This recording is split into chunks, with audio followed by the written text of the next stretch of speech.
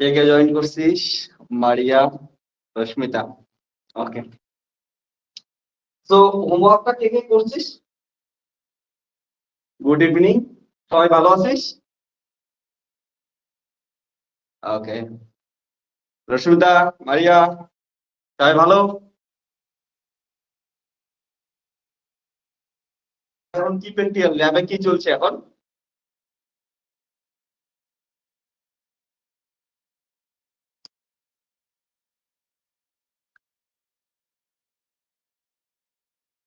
New shirt? ও, company থেকে দিছে তো ইউজ করতেছিলাম একটু। যাই হোক, ফ্রিতে প্রমোশন করতেছি মানুষের। ওকে, ফোরটানে প্রোগ্রামিং চলছে। Very good, thank you Rashmita. ওকে,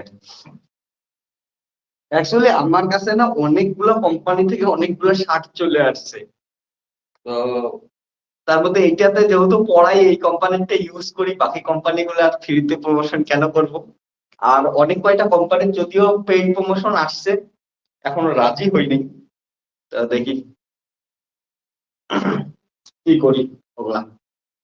মানে আমি তোদের সঙ্গে একটা জিনিস শেয়ার করি। তোরা হয়তো যারা জানিস, রশ্মিতা জানিস যে আমাকে এখন অব্দি এডুটেক কোম্পানি যতগুলো আছে সবগুলো কোম্পানি থেকেই অফার করা আছে, কোনোটাতেই জয়েন করি নাই। বাট এমনও কিছু কোম্পানি আছে যেগুলো হচ্ছে অ্যাড দেওয়ার জন্য অফার করছে। যেমন আমাকে বলছে ইউটিউবে প্রতিটা ভিডিওতে, যদি এখন একটা কোম্পানি যেটা কয়েকদিন আগেই কথা হচ্ছিল, ওরা প্রতিটা ভিডিওতে ওদের খালি জামা পরার জন্যই প্রতিটা ভিডিওতে 700 টাকা করে দিচ্ছে আর কি। বাট আমি যদিও এখনো একসেপ্ট করিনি অফার গুলা, দেখি কি করি। তোরা ভালো আছিস তো? ওকে, সুরাজ ভালো? হোমওয়ার্ক করছিস? চলো হোমওয়ার্কটা দেখি প্রথমে, যেটা তোদের পাঠাইছিলাম। হোমওয়ার্কটা কি ছিল একবার পড়ে নিচ্ছি। এ ওকে, a particular particle created in a nuclear reactor leaves a one semi trap before decaying. Okay, assuming that the particle moved at velocity দেওয়া আছে, calculate the lifetime of the particle। এক number in the lab frame, আর 2 number বলা আছে in the frame of particle. Okay, ঠিক আছে, আমি Rashmita check করে নিই। যাই হোক, এখন করাই দিচ্ছি, একবার মেলাই নি। ঠিক আছে, একবার তাহলে মেলাই নি, আমি একবার দিচ্ছি। দেখ কোশ্চেনটার মানে বলছে এমনি একদম তো সোজা অঙ্ক, বাট একবার বোঝায় দিই। যে বলছে একটা নিউক্লিয়ার রিয়েক্টর আছে। নিউক্লিয়ার রিয়েক্টর মানে যেখানে নিউক্লিয়ার পার্টিকেল তৈরি করা হয়, ঠিক আছে? তৈরি করা হয় বা হচ্ছে ডিটেক্ট করা হয় বলতে পারি। ডিটেক্টর যদিও ডিটেক্ট করে, তো তৈরি করা হয় বলতে পারিস। তো নিউক্লিয়ার রিয়েক্টরে একটা নিউক্লিয়ার পার্টিকেল তৈরি হয়েছে। এবার পার্টিকেলটা কি হচ্ছে, তৈরি হওয়ার পর 1 সেমি দূরত্ব যাবে, তারপরেই ডিকিং হয়ে যাবে। ওকে, আর যখন যাচ্ছে পার্টিকেলটার ভেলোসিটি দেওয়া আছে 0.9953। তাহলে বলছে লাইফ টাইম বের করতে বলছে। ওকে, একবার ল্যাব ফ্রেমে বের করতে বলছে, আর একবার বলছে পার্টিকেল ফ্রেমে বের করতে বলছে। এবার দেখ ভালো করে জিনিসটা বুঝ। তার আগে না, এই প্রবলেমটা করার আগে একটা জিনিস বলে দেই তোদের, যেটা নিউক্লিয়ার ফিজিক্সে পরে পড়াবো, এখন নর্মালি বলতেছি। যে আমাদের এইখানে যে পার্টিকেল গুলা আছে, ঠিক আছে, আমরা যত কিছু পার্টিকেল দেখি পৃথিবীতে বাস্তবে আছে, এগুলা কিছু কিছু স্টেবল পার্টিকেল আছে। কিন্তু তাছাড়াও অনেক পার্টিকেল আছে যেগুলো আনস্টেবল হয়, বা যেমন অনেক সাবঅ্যাটমিক পার্টিকেল আছে, ঠিক আছে, সাবঅ্যাটমিক পার্টিকেল আছে, যেগুলো তোরা নিউক্লিয়ার পার্টিকেল যখন নিউক্লিয়ার ফিজিক্স যখন পড়বি, বা পার্টিকেল ফিজিক্স বিশেষ করে প্রিসাইসলি বললে পার্টিকেল ফিজিক্স, তখন দেখবি অনেক পার্টিকেল যেগুলো একদম শর্ট ভাবে তৈরি হয়, আবার একটু পরে আবার শেষ হয়ে যায়। ওকে, তৈরি হওয়ার পর ডিকেই হয়ে যায়। তো ওগুলো স্টেবল না, ওগুলা বাস্তবে থাকে না, ওই ধরনের একটা পার্টিকেলের কথা বলছি। ওকে, যাই হোক, এটা তো প্রবলেম গেল। তাহলে 1 নাম্বার লাইফ টাইম বের করতে বলছে। তো এ নাম্বার কি বলছে, 1 নাম্বার কোশ্চেন বলছে ইন দা ল্যাব ফ্রেম। তো ল্যাব ফ্রেমের ক্ষেত্রে লাইফ টাইম কত হবে না? লাইফ টাইম মানে টি বের করতে বলছে। এবার পুরো যদি জিনিসটা বুঝিস, আমাদের ক্ষেত্রে কি হচ্ছে, টি ইকুয়াল টু কি হবে? আমরা জানি velocity V equal to X by T. তাহলে টি ইকুয়াল টু কি হবে? টি ইকুয়াল টু হবে V by X. Okay, so x by v, so distance travel by হচ্ছে velocity by speed। এবার ডিসটেন্স ট্রাভেল কত করছে, 1 সেমি ডিসটেন্স ট্রাভেল করছে by velocity, কত ভেলোসিটিতে ট্রাভেল করছে 0.995 ইনটু সি, সি মানে 3 into 10 to the power 8 metre per second. So এটা calculation করলে যত আসবে এত হচ্ছে সেকেন্ড কি আসবে হচ্ছে অ্যানসার হবে। ওকে, এবার ল্যাব ফ্রেমের এই জিনিসটা বোঝার চেষ্টা কর। এই যে ল্যাব ফ্রেমের জিনিসটা আছে, ল্যাব ফ্রেমের ক্ষেত্রে ভালো করে দেখতো, ল্যাব ফ্রেমে এক জায়গায় পার্টিকেল তৈরি হলো, পার্টিকেলটা তৈরি হওয়ার পর আর এক জায়গায় গিয়ে ডিকে হলো। তাহলে এইখানে যে ইভেন্ট দুটো ঘটলো, অর্থাৎ creating the particle and decaying the particle, event দুটো ডিফারেন্ট পজিশনে ঘটলো। ডিফারেন্ট পজিশনে ঘটার জন্য এই যে টাইম ইন্টারভেলটা বা এই যে টাইমটা পাইলাম, এই টাইমটাকে কি বলবো আমরা, ইমপ্রপার টাইম ইন্টারভেল। ওকে, এটা তাহলে কি হবে, ইমপ্রপার টাইম ইন্টারভেল। সো এটা ক্যালকুলেশন করলে এমন আসবে, এক্সাক্ট আমি ঠিক বলতে পারবো না, বাট এমন টাইপের কিছু আসবে, তোমরা যারা ক্যালকুলেশন করছে এর আশেপাশে আসবে, তাই। তো এই যে টাইমটা আসলো এটা হচ্ছে improper time interval. So this is improper time interval. Okay, তাহলে ইমপ্রপার এত আসে। এবার বি নাম্বার আমাদের কি বলছে, দেখ in the frame of particle.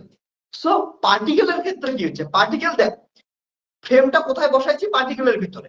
এবার পার্টিকেলের ভিতরে যখন ফ্রেম থাকে ও তো কোথাও চেঞ্জ হবে না, ও যেখানে যাবে ফ্রেমটা ওইখানে যাবে, অর্থাৎ পজিশন কি fixed.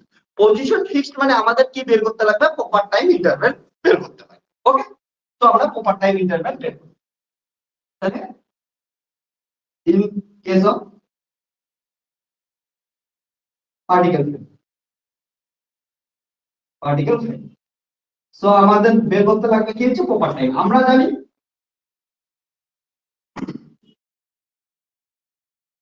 Improper time interval equal to proper time interval by হচ্ছে √1 minus v square by c square। So improper time interval দেওয়া আছে, এত মানে বের করলাম একটু আগে। প্রপার টাইম ইন্টারভ্যাল আমরা বের করব, আমি শর্টকাট লিখতেছি, প্রপার টাইম ইন্টারভ্যাল এটা বের করব √1 মাইনাস v এর মান তো দেওয়াই আছে, এটা দেওয়া আছে। সো 0.995 c তার square by c square. So এইখান থেকে তোরা কি বের করে নিবি, প্রপার টাইম ইন্টারভ্যাল। তো যত আসবে এত কি আসবে সেকেন্ড। ওকে, এটা সবাই করছিলি না, এইভাবেই করছিলি আশা করি। সুরাজ করছিলি, রশ্মিতা এটা করছিলি, মারিয়াও। ওকে, ভেরি গুড।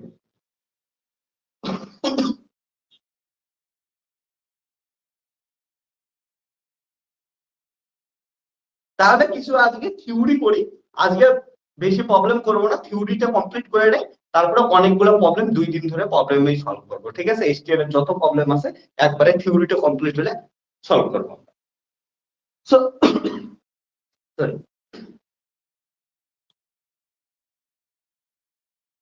রশ্মিতা তুই এটাই করছিলি।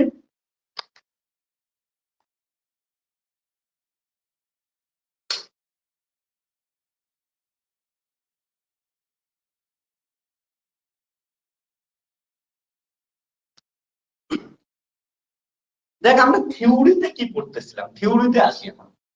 থিওরিতে এর আগের দিন আমরা শেষ করছিলাম টাইম ডাইলেশন দিয়ে, এবং টাইম ডাইলেশন করতে গিয়ে আমরা কি করছিলাম, একটা এক্সাম্পল করছিলাম। ওই এক্সাম্পলটার নাম কি দিছিলাম আমরা, টুইন প্যারাডক্স। ওকে,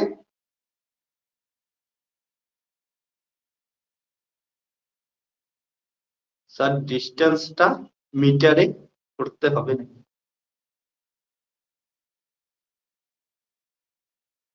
ও হ্যাঁ, ডিসটেন্স মিটারে করে নিস, সরি সেন্টিমিটার আছে তো, তাহলে মিটারে করে নিস। এটা মিটার ইউজ করছি তো ওই হিসাবে ইউজ করিস, তাই বা এইটাকে চেঞ্জ করতে পারিস সেন্টিমিটারে, যেটা করিস, ঠিক আছে। দুটার মধ্যে একটা চেঞ্জ করলেই হবে। Very good. শোন, যেটা বলতেছিলাম যে আমাদের, ওকে ঠিক আছে, আমরা কিন্তু কি করছিলাম যে টাইম ডাইলেশন করছি। এবার টাইম ডাইলেশনের একটা এক্সাম্পল করছিলাম, যেটাকে আমরা বলছিলাম হচ্ছে টুইন প্যারাডক্স। এবার এই জিনিসটা বোঝ, আমি যে তোদের গল্পটা শোনাইছিলাম আর্থ থেকে প্ল্যানেটটায় যাচ্ছে, এটা একটা গল্পই, এটা তো বাস্তবে করা সম্ভব হইতেছে না এখনকার দিনে। আমাদের যে এক্সিস্টেন্স টেকনোলজি আছে এইখানে কিন্তু এটা এখন করা সম্ভব হচ্ছে না। সো এই ধরনের প্রবলেম গুলাকে বা এক্সপেরিমেন্ট গুলাকে আমরা কি বলি, থট এক্সপেরিমেন্ট। যেহেতু শুধুমাত্র মাথার মধ্যে ভেবেই করতেছি, ওকে, ক্যালকুলেশন করতেছি, এক্স্যাক্টলি প্র্যাকটিক্যালি করা সম্ভব না। সো এই এক্সপেরিমেন্ট গুলাকে আমরা বলি থট এক্সপেরিমেন্ট, ওকে, যেটা তুই সিমুলেশনে, কম্পিউটার সিমুলেশনের মাধ্যমে করতে পারবি ইজিলি, বা তুই কি করতে পারবি, এটা থিওরিটিক্যালি করতে পারবি, ওকে। কিন্তু বাস্তবে এখনো এক্সিস্টেন্স টেকনোলজিতে এগুলা এক্সপেরিমেন্ট আমরা করতে পারবো না। সো এই যে টাইম ডাইলেশনটা তোদের পড়াইছিলাম, টাইম ডাইলেশনের ক্ষেত্রে কি করি, আমি তোদের আরেকটা থট এক্সপেরিমেন্ট দেখাই, যে থট এক্সপেরিমেন্ট দিয়া তোরা দেখতে পাবি যে টাইম ডাইলেশন সত্যি সত্যি হয়। এবং তোদের ওইখানে একটা কথা লেখাইছিলাম, যদি তোদের মনে থাকে, যে মুভিং ক্লক রান স্লো লেখাইছিলাম। সো এই মুভিং ক্লক রান স্লো এই কথাটা কতটা হচ্ছে এক্স্যাক্টলি খাটে, এই থট এক্সপেরিমেন্টটার সাহায্যে আমরা একবার বোঝার চেষ্টা করি, ঠিক আছে। থট এক্সপেরিমেন্ট গুলো দেখলে আমাদের এসটিআর এমনি তখন হচ্ছে সুন্দর লাগবে, যে ও এটা এক্সপেরিমেন্ট এমন এমন করে হয়, ঠিক আছে। ওকে, চল তাহলে একটা থট এক্সপেরিমেন্ট আমরা দেখি। সো এটা আশা করি সবার হচ্ছে, তাহলে থট এক্সপেরিমেন্ট দেখি আমরা।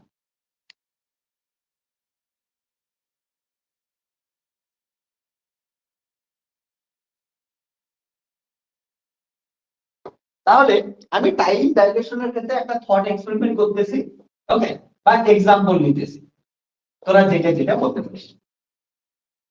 এই জিনিসটাকে আমরা এই এক্সাম্পলে কি শো করার চেষ্টা করব, moving clock, moving clock run slow, এই জিনিসটা বোঝানোর চেষ্টা করব। এবার এটা বোঝানোর জন্য আমি, ওকে, থ্যাংক ইউ, ভালো করে পড়, আরো ভালো লাগবে, ঠিক আছে। এসটিআর আবার বলি যে এসটিআর কিন্তু শুরু হইলো জাস্ট, এখন বেসিক আছে, আরো যত এসটিআর ভিতরের দিকে প্রবেশ করবে না এসটিআর আরো সুন্দর হয়ে যাবে, ওকে।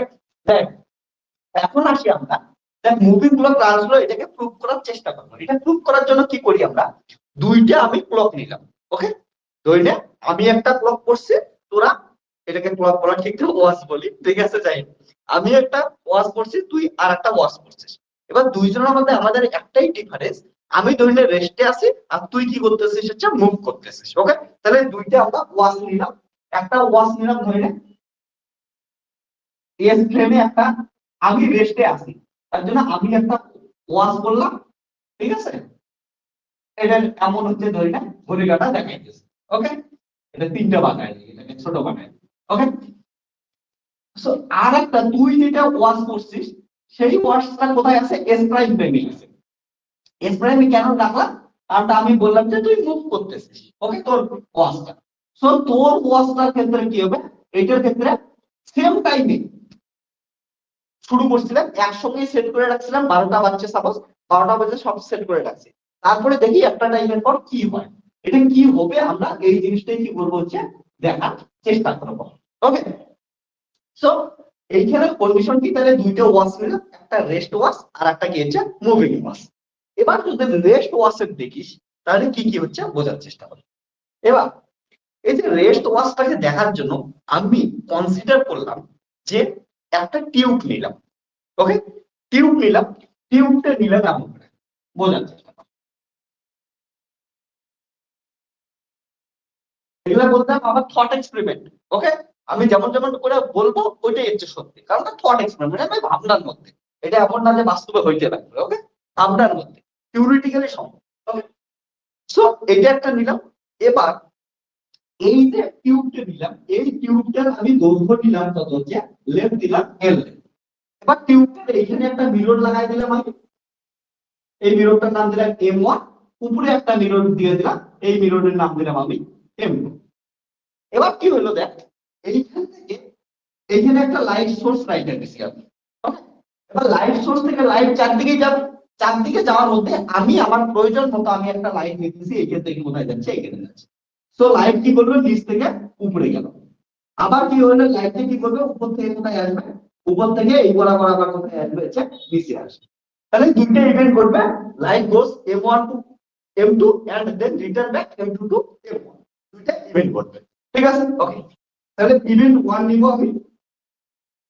ইভেন্ট 1, লাইট গোস বা travel M1 to M2 and event 2 নিলাম। ইভেন্ট 2 নিচ্ছে return back M2 to M1 কি করলো, রিটার্ন ব্যাক করলো। তাহলে পুরো যাইতে আসতে কত টাইম নেবে? প্রথম তো কথা দেখ, লাইটের ভেলোসিটি কত, c, এটা আমরা জানি, দেখবো আমি c হবে, এটা আমরা পশ্চিমলেস ধরে নিছি।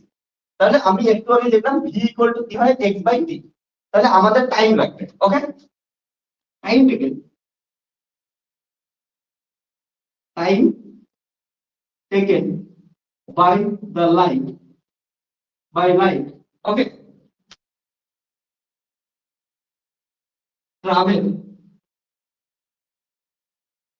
travel M1 to M2 and return back is কত t equal to কি হবে,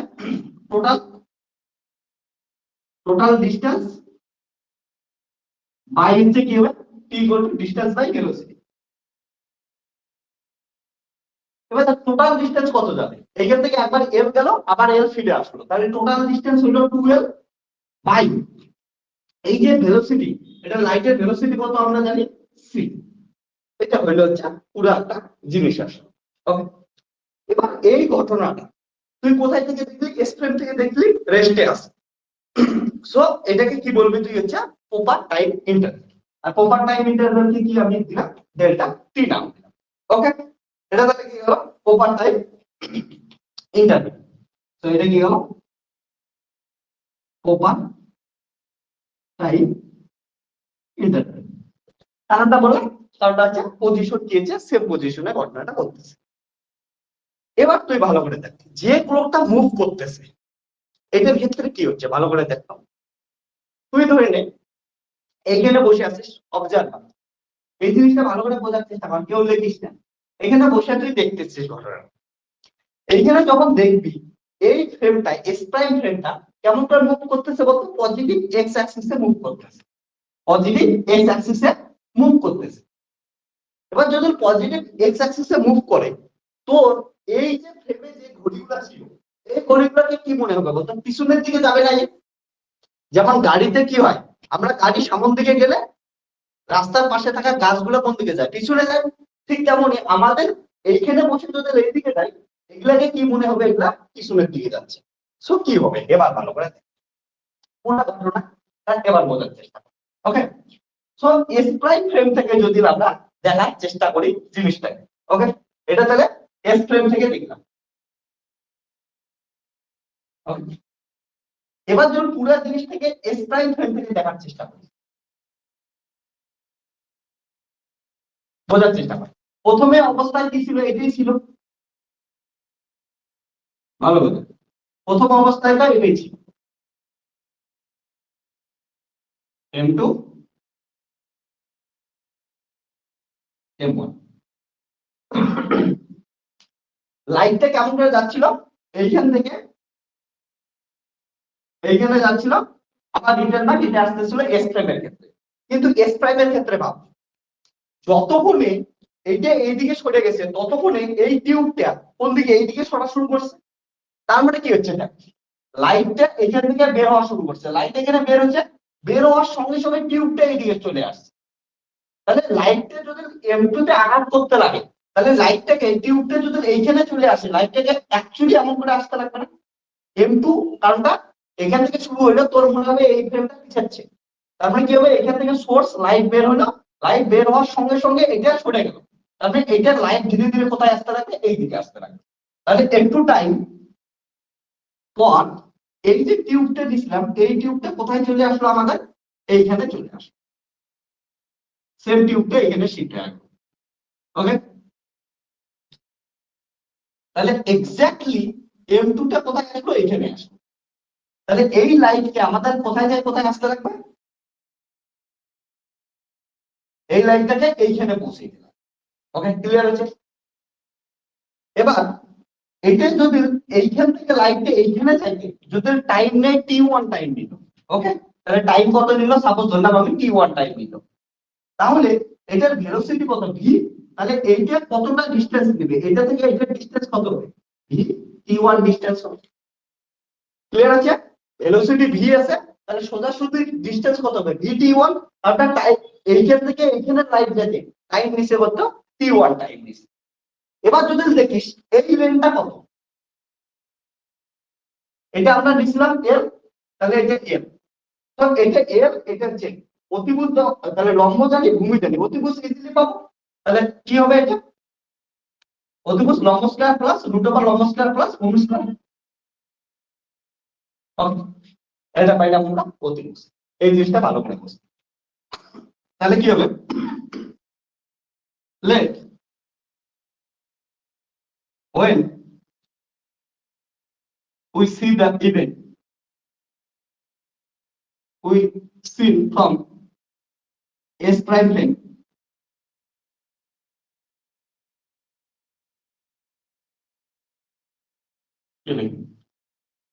when we see from S prime plane, let time taken by light to travel M1 to M2 is P1. Okay, P1 যদি time লাগে তাহলে এটা এখানে যাচ্ছে। এবার আমাকে একটা অ্যানসার দিবি তোরা, তাহলে এটা অতিভুজ, এটা কেমন, তাহলে এটা আমরা অতিভুজ এটা বলি l square plus d square T1 square. এবার বলতে এইখান থেকে এইখানে যাইতে আরো একভাবে ডিসটেন্স বের করতে লাগবে, কি বললি, CT1 হবে না, হ্যাঁ CT1 হবে, এটাই বলতে চাচ্ছিলাম। দেখ ভালো করে দেখ, এখান থেকে লাইট এখানে যাইতেছে, এখান থেকে এখানে লাইটের ভেলোসিটি কি আছে, c। এবার টাইম কত লাগছে, T1 টাইম লাগছে, তাহলে এইখান থেকে এইখানে যাইতে কতটা দূরত্ব যাবে, CT1 দূরত্ব যাবে, যেটা তাহলে কিসের সমান, CT1 এর সমান। ক্লিয়ার আছে? এটা তাহলে কিসের সমান আছে, CT1 এর সমান আছে। এটা ক্লিয়ার আছে সবার? এইখানে কারো কোনো কোশ্চেন থাকলে বলবি। ওকে, এটা সবাই বুঝছিস যে লাইট এখান থেকে T1 টাইমে গেলে এটা কত ডিসটেন্স ট্রাভেল করবে, CT1 ডিসটেন্স ট্রাভেল করবে। ওকে, তাহলে দুটোই সমান হলো। তাহলে যদি আমরা স্কয়ার করে দিই তাহলে কত পাচ্ছি, c square T1 square equal to l square plus d square T1 square. এখান থেকে আমি T1 এর মান বের করার চেষ্টা করি, তাহলে এটা কি হবে, T1 স্কয়ার কমন নিলে c square minus d square equal to l square. So এখান থেকে আসবে T1 ইকুয়াল টু আসবে T1 স্কয়ার ইকুয়াল টু আসবে l square c square minus d square. So এখান থেকে T1 ইকুয়াল টু আসবে l by root over c square minus d square. Okay, এটা আসবে। তো এতটা টাইম লাগবে। এইখানে তোদের একটা জিনিস মাথায় আসতেছে না, আমি তোদের বলি, দেখ একটা কি ইন্টারেস্টিং জিনিস। আমরা ধরছি লাইটটা এইখান থেকে এইদিকে যাচ্ছে, তবু ভেলোসিটি কত, c। লাইটটা এইখান থেকে এইখানে যাচ্ছে, তবু ভেলোসিটি কি ধরছি, c। এইটা ওই জন্য কিন্তু সম্ভব, আমরা যেদিন লরেন্স ট্রান্সফরমেশন করছি ওইখানে একটা কনসিডারেশনে ধরছিলাম যে কি থাকবে, মিডিয়াম কি হবে, আইসোট্রপিক হবে। আইসোট্রপিক মানে কি বলছিলাম, যে কোনো ডিরেকশনে সবকিছু কি থাকবে, সেম থাকবে। তার জন্য দেখ এই ডিরেকশনেও ভেলোসিটি কি আছে, লাইটের ভেলোসিটি c আছে, এই ডিরেকশনাল লাইটের ভেলোসিটি কত আছে, সিএ আছে। সো ওই যে কনসিডারেশন লিখছিলাম ওটা কিন্তু খুব ইম্পর্টেন্ট কনসিডারেশন। ওকে, এবার যাই হোক, আমি যেটা বলতেছিলাম আমাদের টার্গেট কি বলতো, এইখান থেকে লাইট এইখানে গেছে, আবার M2 থেকে M1 এ আসছে। সো এটা তো কেন T1 কি পাইলাম, T1 হচ্ছে M1 থেকে M2 যাওয়ার জন্য, এবার আবার M2 থেকে M1 এ আসতে লাগবে, অতক্ষণে এই টিউবটা কোথায় শিফট করবে, এইদিকে শিফট করে গেছে, তাহলে এই টিউবটা অতক্ষণে এইদিকে চলে আসছে, অতক্ষণে টিউবটা এইখানে চলে আসছে। ওকে, এটা হচ্ছে M2, সরি এটা হচ্ছে M2, এটা হচ্ছে M1। তো এবার লাইট কেমন করে আসবে, এইখান থেকে আসবে এইখানে, তাহলে এইদিকে আসবে। তো এগুলো ক্যালকুলেশন করলে সেম ক্যালকুলেশন আসবে, একই ভাবে করবো আমরা ক্যালকুলেশন। তাহলে আমি সিমিলারলি একবার লিখতেছি, এন্ড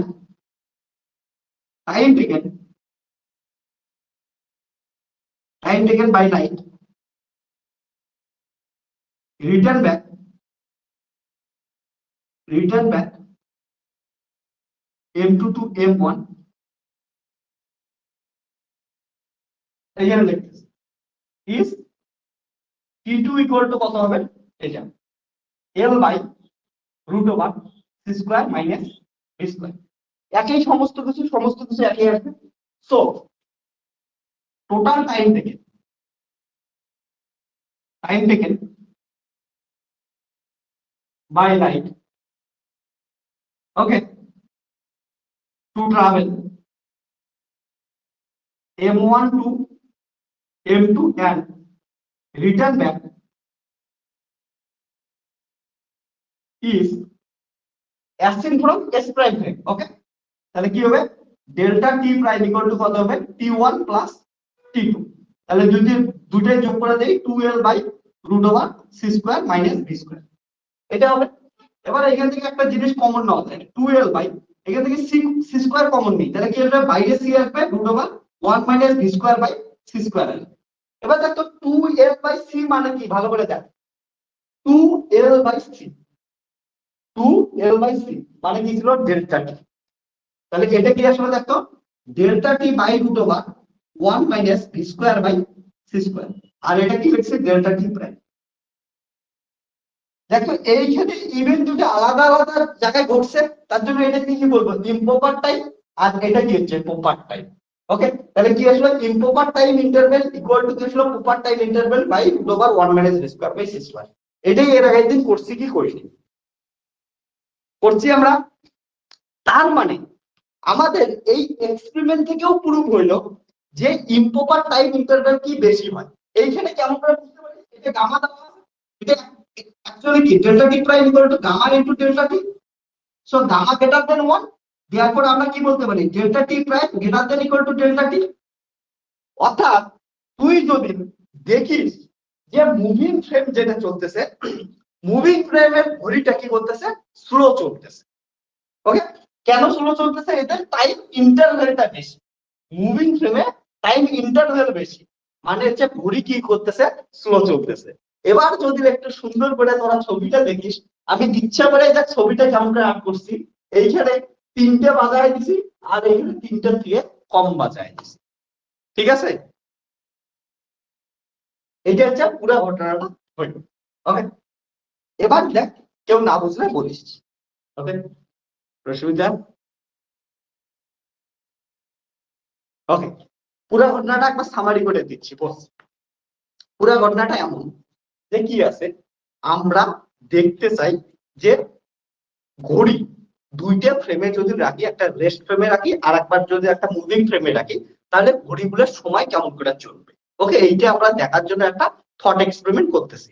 থট এক্সপেরিমেন্ট করার জন্য আমরা কি করলাম, একটা টিউব নিলাম, একটা টিউব নিছি, টিউবটার মধ্যে এমন করে ধরতেছি যে টিউব নিয়ে আমরা এস ফ্রেম থেকে দেখতেছি, এস ফ্রেম থেকে যখন করতেছি রেস্টে আছে টিউবটা, টিউবটা যেহেতু রেস্টে আছে তার জন্য কি করলো, একটা লাইন এখান থেকে এখানে গেল, আবার এখান থেকে এখানে আসলো, এই গেল আবার রিটার্ন আসলো, এটা করতে টাইম কত লাগলো হচ্ছে 12 বাই সি। যেহেতু একই জায়গা থেকে গেল আসলো, টিউবটা সরে নেই, তার জন্য ওইটা কি হচ্ছে, পজিশন চেঞ্জ হয়নি, পজিশন চেঞ্জ হয়নি মানে ওটা proper time interval. Okay, so proper time interval equal to এত। এবার দেখ এই ঘটনাটাকে তুই এস প্রাইম ফ্রেম থেকে দেখতেছিস, মুভিং ফ্রেম থেকে দেখতেছিস। এবার মুভিং ফ্রেম থেকে দেখলে কি হবে, তোর মনে হবে এই এই জিনিসটা কি পিছন দিকে যাচ্ছে, তার মানে টিউবটা কোন দিকে যাবে, পিছনের দিকে যাবে। এবার এটা তো শুরুয়াত ছিল, ওকে। এবার টিউবটা পিছাচ্ছে, তো লাইট এইখান থেকে বের হয়ে সোজা যাওয়ার কথা ছিল, কিন্তু সোজা যাওয়ার আগে টিউবটা এখানে চলে যায়, এখানে যাওয়ার আগে টিউবটা এখানে চলে আসে। এবার টিউবটা এখানে চলে আসলে এখানে তো আঘাত করতে লাগবে, এখানে আঘাত করার জন্য লাইটটা কি হলো এমন করে এখানে আসে, ওকে। এখানে আসলো। এবার এইখানে যখন লাইট আসলো আমরা ধরলাম এখান থেকে এখানে আসতে টাইম লাগলো T1 টাইম, ওকে। এবার T1 টাইমটাকে আমাদের বের করতে লাগবে, এর জন্য আমরা কি করলাম, লাইটের স্পিড সি, ওকে। লাইটের স্পিড যেহেতু সি, তাহলে এইখান থেকে এইখানে আসতে ডিস্টেন্স কতটা ডিস্টেন্স ট্রাভেল করবে, CT1, তার জন্য এটাকে লিখলাম CT1। এবং আমরা ম্যাথমেটিক্যালি দেখলাম যেহেতু এই বক্সটা বা টিউবটা, দেখ এই টিউবটা ভি ভেলোসিটিতে এদিকে মুভ করতেছে, এইদিকে ভি ভেলোসিটিতে মুভ করতেছে। সো ভি ভেলোসিটিতে T1 টাইমে কত দূর আসবে, এখান থেকে এখানে আসবে VT1, ওকে। সো এইখান থেকে হচ্ছে VT1।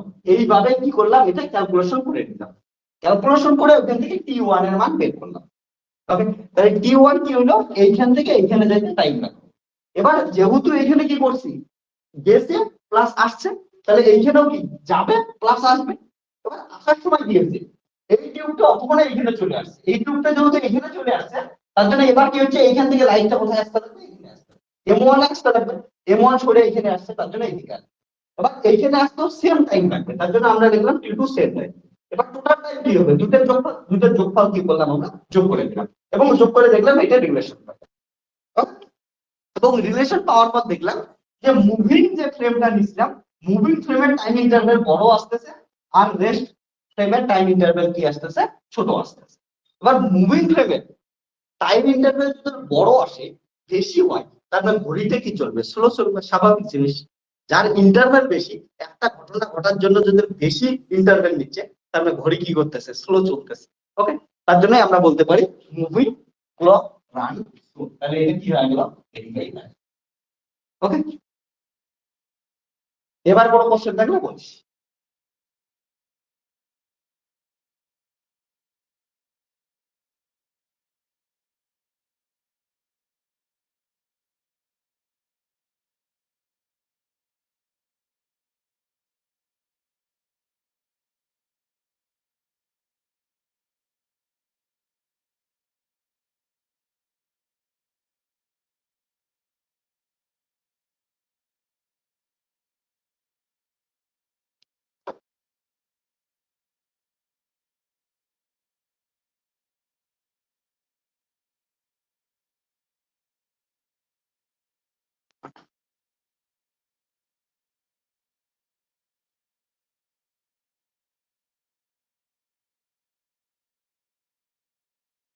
মারিয়াটি এক্সপেরিমেন্টালি কেমন করে করবি, এক্সপেরিমেন্টালি যদি করিস তুই ভাব, এটা এইখান থেকে এত বড় বক্স বানাইতেই পারবি না, একটা টাইম মাপবি কেমন করে তুই। তুই ভাব লাইটের ভেলোসিটি কত, 3 × 10⁸ মিটার পার সেকেন্ড, এক সেকেন্ডে 3 × 10⁸ মিটার দূরত্ব যায়। তুই কত বড় বক্স বানাবি কেমন করে, এক সেকেন্ড মানে মাপার জন্য তো ভালো একটা সেকেন্ড মাপতে লাগবে না, ঠিক আছে, এক সেকেন্ড মাপ বা হাফ সেকেন্ডও যদি মাপিস তবু কত দূর চলে যাবে, তাহলে অত বড় বক্স বানাবি কেমন করে, ঠিক আছে। লাইটের স্পিড মানে আমরা এই যে মাপতে পারি না, না নর্মাল স্টপ ওয়াচ দিয়ে কেমন করবি। যদিও বললাম যে এখনকার দিনে টেকনোলজি উন্নত হইতেছে, যেমন তোরা জানিস এইবার নোবেল পাইলো, ঠিক আছে, কিসের জন্য, 10⁻⁻18 অর্ডারের টাইম মাপতে পারে, ঠিক আছে। এরপরে আমরা ইলেকট্রনকে বুঝতে পাবো, এইবার নোবেল ওই জন্যই পাইলো, ঠিক আছে। তো টেকনোলজি উন্নত হইতেছে, বাট আমাদের এক্সিস্টিং টেকনোলজিতে এটা সম্ভব না, এটা কথাই আমি বারবার বলতেছি। হয়তো 50-60 বছর পর পাই, আমরা যখন বুড়া হবো না, তুই যখন বুড়ি হবি, তোর নাতি নাতনি যখন পড়বে তখন দেখবি যে ভাবছে এগুলা, ঠিক আছে, এক্সপেরিমেন্ট করতেছে।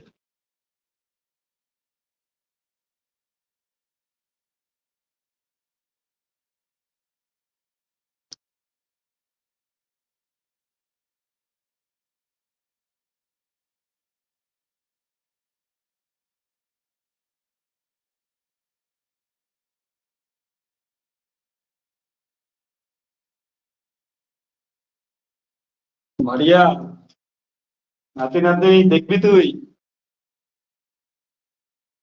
মারিয়া বলতেছে আমি এখনো বাচ্চা।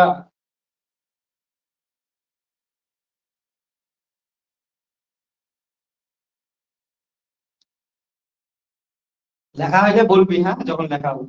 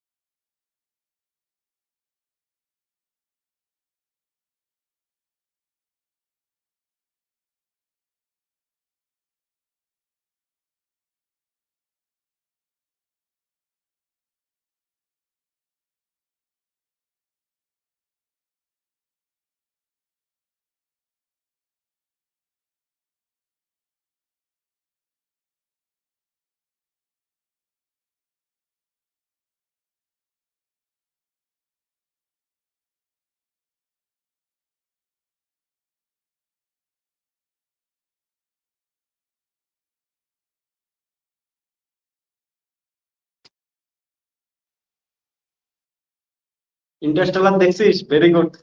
বাকিটা সবাই দেখে নিস, ইন্টারস্টেলার মজা পাবি। এসটিআর পড়তেছিস এখন, সেই মজা পাবি।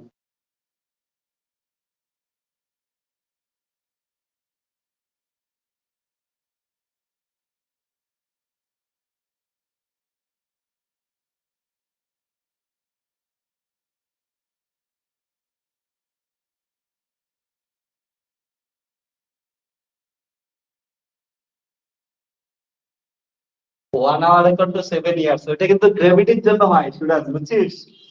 ওটা তো বোঝাইছেই না, ওই যখন ওই প্ল্যানেটটায় যায়, 900 কত গুণ পৃথিবীর গ্র্যাভিটির থেকে কত গুণ গ্র্যাভিটি বেশি আর কি ওটা। তার জন্য দেখিস না, মেয়েটা যখন বা ছেলেটা পা ওঠায়, ওরা ওদের পা ওঠেই না। আর ওয়েভ গুলো বুঝছিস তো ওইখানে, ওই প্ল্যানেটটায় আমাদের এখানে বায়ু যেমন, ওদের গ্র্যাভিটি এত বেশি, ওইটা ওই জন্য সব গাঢ় হয়ে যায়। ওকে, ওই জন্য ওগুলো ওয়েভের মতো কাজ করতেছে। টাইম লাগবে রশ্মি, ধীরে ধীরে ধীরে ধীরে বুঝবি। আমাকে বল তোদের ওয়ার্ম হোলের সিনটা কেমন লাগছে যখন ওয়ার্ম হোলের ভিতরে প্রবেশ করে?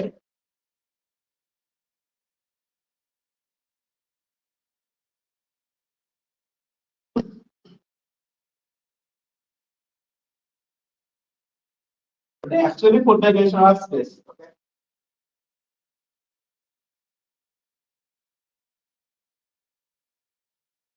ওইটাই, তুই ভাব কত বছর আগে ওটা শুট করছে, তখনকার দিনেও দেখলে মনে হয় অরিজিনালে মনে হয় ওয়ার্ম হোল অমন আছে।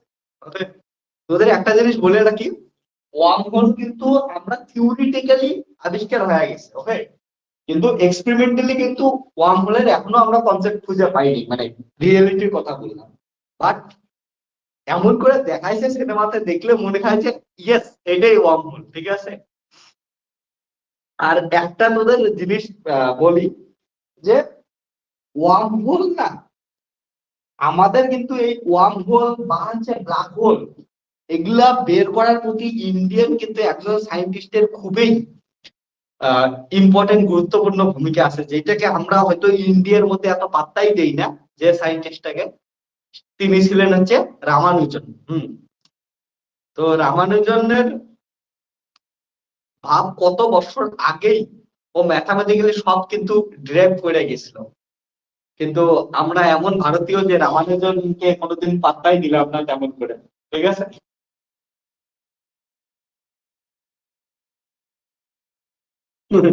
রশ্মিতা একদিন তোকে পাঠায় দেবো, ঠিক আছে রশ্মি, ও আমলে একটা স্পেস থেকে আর একটা স্পেসে চলে যাবি, গিয়ে খবর টবর দিবি আমাকে।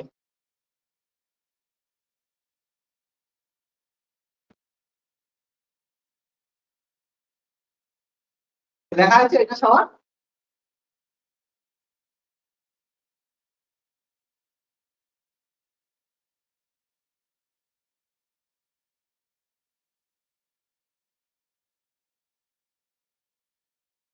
ঘুরতে ডিসেম্বরে আসিস, ডিসেম্বরে ঘুরতে যাব।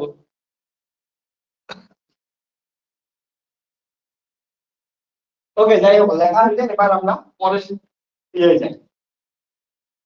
ওকে, পরে ইম্পর্টেন্ট আর একটা থিওরি আর একটা দেখি, যেটা খুবই ইন্টারেস্টিং একটা থিওরি। তার আগে না তোদের একটা জিনিস আমি বলি, তোদের সাথে তো অমন কোনো কথা হয় না, যে তোদের কিন্তু লাইফে এই যে চলতেছে, আমি একটু আগে মারিয়াকে ওর নাতি নাতনির কথা বলতেছিলাম, আমার একটা জিনিস বলতে ইচ্ছা করলো। তোদের কিন্তু এই বয়সটা একটা খুবই ভাইটাল বয়স, মনে রাখিস। জাস্ট অ্যাডাল্ট হলি সবাই, আহ স্কুল লাইফ শেষ করে কলেজ লাইফ গেলি, ঠিক আছে, একটা গদ্ধরা পড়াশোনার বাইরে একটু গেছিস, মানে এখনো বাইরে যাসনি বাট অল্প একটু বাইরে গেছিস, ঠিক আছে। নিজের লাইফটাকে একটু বড় বড় করে দেখতেছিস, একটু ইন্ডিপেন্ডেন্ট হয়েছিস সবাই, টাকা পয়সার দিক থেকে না, নিজের মনের দিক থেকে। তো এখন কিন্তু এই সময়টাকে না একটু ঠিক মতো কন্ট্রোল করে চলিস, ওকে। মানে এমন বলতেছি না সবকিছু এক্সাক্ট থিওরি অনুযায়ী চলতে লাগবে, লাইন অনুযায়ী চলতে লাগবে, বাট তোদের মন এখন বহুত দিকে স্ক্যাটার্ড হয়ে যাবে, অনেক কিছু স্ক্যাটার্ড হবে, অনেক কিছু হবে। ওভারঅল মনে রাখিস, নিজের প্রায়োরিটি তৈরি করিস আর নিজের জীবনটাকে একটু দেখার চেষ্টা করিস। হয়তো তোদের এই বয়সে এমন হওয়া শুরু করবে, অনেকের স্কুলে প্রেম করতিস, ব্রেকআপ হবে, অনেকের হয়তো করতেছে না এখন শুরু হবে, অনেকের হয়তো শুরু হইতেছে না, হবে হবে ভাব, বা অনেক কিছুই চলবে এই টাইপে, ওকে। কলেজে ওঠার পর হইতেই থাকে এইগুলা ঘটনা। এই কয়েকদিনে আমি আমাকে 25 স্টুডেন্ট দেখা করতে আসছে, সবার একই প্রবলেম। কারো প্রফেসর প্রপোজ করছে, কারো সিনিয়র প্রপোজ করছে, কারো ইয়ে হয়েছে ও হয়েছে, ঠিক আছে। অনেকজনের সাথেই আমি রিসেন্টলি কথা বললাম। তো ওভারঅল আমি দেখতেছি যে এটা কিন্তু হবে, আর এটা কেউ আটকাইতে পারবে না, ঠিক আছে। আর আমি স্যার হিসেবে তোদের বলতেছি, এগুলা না বলার কিছু নাই, এগুলা জিনিস অ্যাড্রেস করাই উচিত, কারণটা তোদের লাইফে হইতেই থাকবে। তো এইগুলো জিনিসকে একটা জিনিসই মনে রাখিস, যে প্রেম করা খারাপও না, ভালোও না, কোনো কিছুই না, যেটা হইতেছে হইতে দাও, কিন্তু সব সময় নিজের ইম্পর্টেন্সটা বজায় রাখ। জীবনে কোথাও যদি তোর ইম্পর্টেন্স না থাকে, তাহলে কিন্তু ওইখানে নিজে টিকে থাকা খুবই মানে বিপজ্জনক। সো যাই কর জীবনে, নিজের ইম্পর্টেন্সটা আগে রাখবি, যে কোনো রিলেশনশিপে, ফ্যামিলি রিলেশনশিপ, লাভ রিলেশনশিপ, বা হচ্ছে স্টুডেন্ট স্যার, যে কোনো রিলেশনশিপ, ওইখানে কিন্তু দুইজন দুইজনের থেকে ইম্পর্টেন্স রাখা খুবই ইম্পর্টেন্ট। কারণটা আমি বারবার বলি একটাই কথা, সেটা যদি কোনো রিলেশনশিপে বা কোনো কিছুর মধ্যে ইম্পর্টেন্স না থাকে, ঠিক আছে, ইম্পর্টেন্স না থাকলে ওইটা কিন্তু ভাঙতে 2 দিনও লাগে না। কারণটা পুরো পৃথিবী কিন্তু প্রয়োজনের জন্যই চলে, ইম্পর্টেন্সের জন্যই চলে, নেসেসারির জন্যই চলে। আমার সাথে আমি তোদের সাথে আমি ততদিনই কথা বলবো যতদিন ইম্পর্টেন্স আছে, ঠিক আছে? বা আমি আমার একটা লোককে চাকরি দেবো যতদিন আমার ইম্পর্টেন্স আছে বা আমার দরকার আছে ওই লোকটা, ঠিক আছে? সো ইম্পর্টেন্স জিনিসটা কিন্তু ইম্পর্টেন্ট। ওকে, সো নিজের প্রয়োজনটা তৈরি করো ওইখানে। ওকে, নিজের প্রেজেন্সটাকে বজায় রাখার চেষ্টা কর। এটা একটা উদাহরণ দিলে তোরা ভালো করে বুঝবি। আমি আবার একটা খুবই কাছের একটা উদাহরণ বারবার বলি যে একটা অন্ধর রাস্তা পার হওয়ার জন্য সব থেকে ইম্পর্টেন্ট জিনিস হচ্ছে লাঠি। ওকে, ও যখনই রাস্তা পার হবে বা চলাফেরা করবে ও লাঠি লাগে, সব থেকে ইম্পর্টেন্ট জিনিস লাঠি। কিন্তু ওই অন্ধটাই যেদিন চোখ একদম চোখ ফিরে পাবে, ধরে অপারেশন হলো চোখ ফিরে পাইলো, প্রথম যাকে ছাড়বে সেটা হচ্ছে ওই লাঠিটাই, ঠিক আছে? সো যার ইম্পর্টেন্স ছিল অন্ধ অবস্থায়, ওর চোখ ফিরে পাওয়ার সঙ্গে সঙ্গে ওই লাঠির ইম্পর্টেন্স চলে গেছে, আর ইম্পর্টেন্স চলে যাওয়ার সঙ্গে সঙ্গে লাঠিকে ছাইড়ে দেয়। তো এটাই সমাজ, এটাই বাস্তব। এই জিনিসটা তোদের মাথায় রাখতে লাগবে। ওকে, যে তুই রিলেশনশিপ বল বা যে কোনো কিছু, তুই যেই দিনই তোর ইম্পর্টেন্স হারায় যাবে ওইখান থেকে তোকে সবাই সরায় দিবে। সেটা রিলেশনশিপ, আবার বলতেছি যা কিছুর মধ্যে, পৃথিবী আমাদের চলেই ইম্পর্টেন্স অনুযায়ী। ওকে, এটা কথা মাথায় রাখ। তো যতই তুই অন্ধর কাছে তুই ভাব না লাঠিটা কত ইম্পর্টেন্ট ছিল, কিন্তু চোখ ফিরে পাইলেই লাঠি শেষ। এবার তোদের অনেকের মনে হইতে পারে যে অনেকের রিলেশনশিপ অনেক ভালো যায়, অনেকের ফ্যামিলি মানে অনেক কিছু ভালো যায়, বলে এমনও তো হইতে পারে ওই লোকটা লাঠিটাকে ভালো করে রাখলো। অবশ্যই রাখতে পারে, কিছু কিছু লোক ভালো থাকবেই, বলে ওর মানে যেগুলা লোক ভালো থাকবে তার মেন্টালিটিতে কেমন করে চলবে লাঠির ঘটনাটা, বলে আমার অন্ধ অবস্থায় অনেকদিন আমাকে সাহায্য করছে, তাহলে আমি কি করি এদেরকে বা এই লাঠিটাকে সুন্দরভাবে সাজায় রাখি। ঠিক আছে, সাজায় রাখতে দিবি কিন্তু ওর কাছে রাখবে না। যেদিন কাছে রাখবে, তুই ভাব একটা লোকের চোখ ভালো হয়ে গেছে, কাছে রাখছে, চোখ ভালো হয়েছে, অন্ধ ছিল চোখ ভালো হয়েছে, এবার লাঠিটা নিয়ে রাস্তায় বের হচ্ছে। লাঠিটা নিয়ে যদি রাস্তায় বের হয়, তাহলে সমাজের বা রাস্তার সব লোক এবার কি করবে, পাগলা বলে ডাকবে মানুষটাকে, ঠিক আছে? কারণটা ভালো থেকে ও লাঠি নিয়ে ঘুরতেছে। তো এটাই সব থেকে বড় কথা, যেটা লাঠিটার যেহেতু ইম্পর্টেন্স শেষ হয়ে গেছে, এবার যদি ওকে আদর করেও লোকটা রাখতে যায়, তারপরেও কিন্তু অন্য লোকগুলা ওকে কি করা, পাগলা বলা শুরু করবে, খারাপ বলা শুরু করবে, অন্য নজরে দিক, ঠিক আছে? সো আমি এটাই বলতে চাচ্ছি, আমাদের সমাজ চলেই হচ্ছে ইম্পর্টেন্সের ভিত্তিতে। তো লোকটা যতই ভালো হোক, লোকটা যতই আগলায় রাখার চেষ্টা করুক, সমাজের জন্য ধীরে ধীরে ওকে কি করবে, বলে তোকে আমি বাইরে নিয়ে গেলেই প্রবলেম হচ্ছে, তোকে ঘরের মধ্যে সাজায় রাখ। আর মনে রাখিস যে সাজায় রাখা জিনিস যতই ভালো হোক, ও কোনোদিন গুরুত্বপূর্ণ না, ঠিক আছে? ও ঘরের জিনিস ঘরেই সাজিয়ে থাকবে, কিন্তু ওই লোকটার জীবনে আর তখন বেশি এফেক্ট ফেলতেছে না। তো তোরাও মনে রাখিস, তোদেরকে হয়তো যদি কোনো রিলেশনশিপে থাকিস বা যে যাইস, যেটাই কর, ঠিক আছে, ইভেন পড়াশোনার ক্ষেত্রে বা বাকি যে কোনো ক্ষেত্রে, যেদিন থেকে ইম্পর্টেন্স হারায় ফেলবি তোর, ওই রিলেশন থেকে ধীরে ধীরে তুই এমনি দূরে চলে যাবে, ঠিক আছে? হয়তো পাশে থাকবে, কিন্তু ধীরে ধীরে বুঝবি তুই সাজানো একটা গিফটের মতো হয়েছিস, যেটা তোর শোকেসের মধ্যে তোর ভালো একটা জায়গায় রাখে দিস। কিন্তু তোকে আর পরবর্তীতে কিছুদিন পর দেখবে বলে ও সুন্দর সুন্দর, কিন্তু সবসময় নিয়ে না ঘুরবে, সবসময় না হতে কাজে না। ওকে, তো জীবনে ইম্পর্টেন্স বজায় রাখ। আর তোরা তখনই ইম্পর্টেন্স বজায় রাখতে পারবি যদিও তোরা কি করিস হচ্ছে নিজের ইন্ডিভিজুয়ালিটি ইমপ্রুভ করিস। ওকে, সবাই তার জন্য নিজের ইন্ডিভিজুয়ালিটি ইমপ্রুভ করার চেষ্টা কর। ওকে, যাই হোক, বহুত কথা বলছি, তোরা বড় হইতেছিস, এইটা তোদের লাইফের একটা ট্রানজিশন পিরিয়ড চলছে। এইখানে যে যত ভালো করে বুঝতে পারবি জিনিসগুলা, ততই ভালো। তবে হ্যাঁ, ভুল তো হবেই, ঠিক আছে? মানুষ জীবন, এগুলা ভুল হবে না এমন কথাই না, কারণটা একদম স্মুথ হওয়া উচিতও না, তাহলে নতুন কিছু শিখবিও না। তবে যেইখানে যেটা শেখার চেষ্টা কর বা নতুন কিছু হইতেছে হইতে দে, কিন্তু ওইখানে নিজের ইম্পর্টেন্সটা বজায় রাখিস বা জিনিসটাকে ভালো করে একটু অবজার্ভ করার চেষ্টা করিস। আবার এমন কেউ করিস না বলে আমি একদম বাইরে রাখবো আমার জীবনকে, এইদিকে যাইতে দেবো না ওইদিকে যাইতে দেবো না, ঠিক আছে? তাহলে নতুন কিছু শিখতেও পারবি না। ওকে, বুঝছিস? মারিয়া, সুরাজ কিছু বলবি?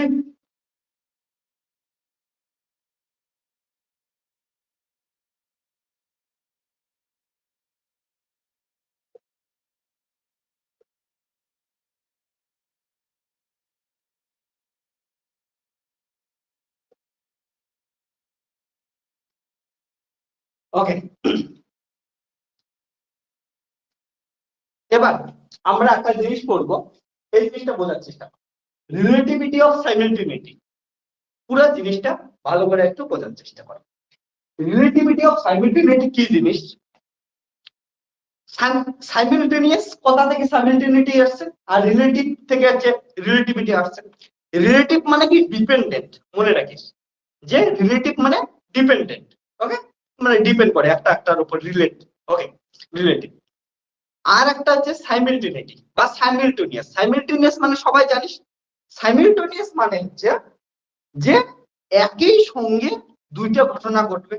এবার যদি একই সঙ্গে একই মোমেন্টে দুইটা ঘটনা ঘটতে লাগে, অবশ্যই ওদের পজিশন কি হবে? আলাদা হবে। তাহলে সাইমেলটেনিয়াস ইভেন্ট মানে সেম টাইমে ডিফারেন্ট পজিশনে যখন দুইটা ইভেন্ট ঘটবে, ওই ইভেন্ট দুটাকে কি বলবো আমরা? সাইমেলটেনিয়াস ইভেন্ট। এইটুক তো ক্লিয়ার? ওকে, তো সেম টাইমে ডিফারেন্ট পজিশনে, সেম টাইমে ডিফারেন্ট পজিশনে দুইটা ইভেন্ট ঘটলে ওই ইভেন্ট দুটাকে কি বলবো আমরা? Simultaneous event. এবার সাইমালটেনিয়াস ইভেন্ট যে ঘটনা দুটো ঘটলো, এই ঘটনা দুটা সাইমালটেনিয়াস হবে কি হবে না, এটা আবার ফ্রেমের উপর ডিপেন্ড করে। ওই ফ্রেমটা মুভিং ফ্রেম না ওই ফ্রেমটা রেস্ট ফ্রেম, ওটা মুভ করলে কোন দিকে মুভ করতেছে এগুলোর উপর ডিপেন্ড করবে। এবার যেটা কথা বললাম এটা মাথার উপর দিয়ে গেছে, আমি জানি, ঠিক আছে? কিন্তু একবার আমরা যখন করব তখন বুঝতে পারবি কথাটার মানে কি। ওকে, সো একবার আরবার বলতেছি, আবার বলা যাবে, কিন্তু এক্সপেরিমেন্টটা করলে, জিনিসটা থিওরিটা পড়লে বুঝতে পারবি। ওকে, সেটা হচ্ছে কি বললাম, সাইমালটেনিয়াস মানে সেম টাইমে ডিফারেন্ট পজিশনে কি করবে দুটো ইভেন্ট, ওই দুটো ইভেন্ট কে বলবো সাইমালটেনিয়াস ইভেন্ট। এই যে সেম টাইমে দুটো ইভেন্ট ডিফারেন্ট পজিশনে ঘটলো, এইটা যদি অন্য ফ্রেম থেকে দেখার চেষ্টা করিস, অন্য ফ্রেম থেকে দেখলে তোর এইটা দেখবি যে সেম টাইমে নাও ঘটতে পারে। ওকে, ধরলাম যে এইখানে কেউ একটা 20 টাকার ডলার ফেললো, এইখানে একটা কেউ হচ্ছে 5 টাকার ডলার ফেললো। ওকে, তাহলে 20 আর হচ্ছে ডলার বলতে কয়েন, ঠিক আছে? 20 রুপিস কয়েন আর হচ্ছে 5 রুপিস কয়েন দুটাই একসঙ্গে ফেললো। এই খেলা দুটো তুই যখন স্ক্রিন থেকে দেখলি, তখন দেখলি যে একসঙ্গেই পড়লো, একসঙ্গেই ইভেন্ট দুটো ঘটলো, তখন এই দুটো ইভেন্টকে বলবো সাইমালটেনিয়াস। ওকে, বা কিন্তু ধরে নে এটা তুই দেখলি, ওকে, বাট আমি ধরে নে এইখান থেকে দেখতেছি, আমি স্প্রাইম ফ্রেম থেকে দেখতেছি। আমি স্প্রাইম ফ্রেম থেকে যখন দেখবো, আমি হয়তো দেখতে পারি প্রথমে 20 টাকা পড়লো, তারপরে হচ্ছে 5 টাকার কয়েনটা পড়লো। সো এইটার যে সাইমালটেনিটি আছে, সাইমালটেনিয়াস যে ঘটনাটা, সাইমালটেনিটি যে এফেক্টটা আছে, সেটাও কি হচ্ছে রিলেটিভ, ডিপেন্ডেন্ট। ওই জন্য কি বললাম? Relativity of simultaneity. Okay, so এই ঘটনাটা কি হচ্ছে? রিলেটিভ হবে। আমি এস প্রাইম ফ্রেম থেকে দেখলে 20 টাকাটা আগে পড়তে পারে, 5 টাকাটা পরে পড়তে পারে, বা 5 টাকাটা আগে পড়তে পারে, 20 টাকাটা পরে পড়তে পারে। ওটা ফ্রেমের উপর ডিপেন্ড করে। ওকে, এই জিনিসটা বোঝার চেষ্টা করি। ওকে, তো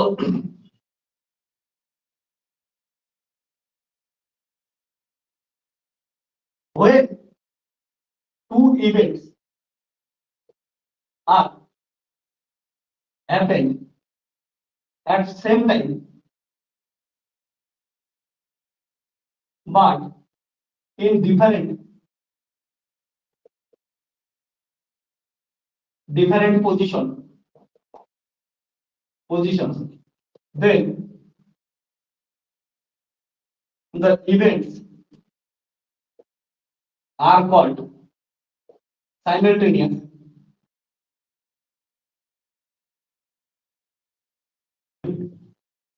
Okay, simultaneous event. Okay, consider two events happen বা occur at time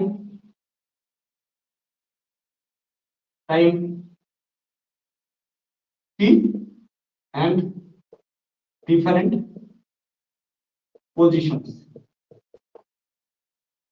according to S frame. Then parameters are parameters গুলো কি কি হবে বা they are described as অত কিছু লিখলাম না, ওকে ভাষায় এত যাচ্ছে। সো এটা কি করতেছি আমি এস ফ্রেম থেকে দেখতেছি জিনিসটাকে, ওকে ইভেন্ট 1 নিলাম, ইভেন্ট 1 এর প্যারামিটার গুলো ধরলাম x y z t। এবার তাহলে কিছু পজিশন, ওকে, আর ইভেন্ট 2 নিলাম, যার হচ্ছে কি নিলাম x y z t। এবার সাইমালটেনিয়াস ইভেন্ট হবে, কি বললাম যে সেম ডিফারেন্ট পজিশনে ঘটবে কিন্তু টাইম সেম। তাহলে ডিফারেন্ট পজিশন এটা দিলাম x1, এটা y1, এটা z1, এটা হচ্ছে x2 y2 z2, আর টাইম কি নিছি সেম, তার জন্য দুটোতে কি নিলাম টাইম সেম। এবার এই দুটো ইভেন্টকে আমি এস প্রাইম ফ্রেম থেকে দেখতেছি। এস প্রাইম ফ্রেম কি জিনিস, আমাদের যে ফ্রেমটা যেটা আমরা এখানে কনসিডার করে নিছি, মানে কি হচ্ছে প্লাস পজিটিভ এক্স অ্যাক্সিস থেকে ভি ভেলোসিটিতে ভি কনস্ট্যান্ট ভেলোসিটিতে মুভ করে, ওকে স্ট্যান্ডার্ড এস প্রাইম ফ্রেমটাই আমরা নিচ্ছি। ওকে, তো as seen from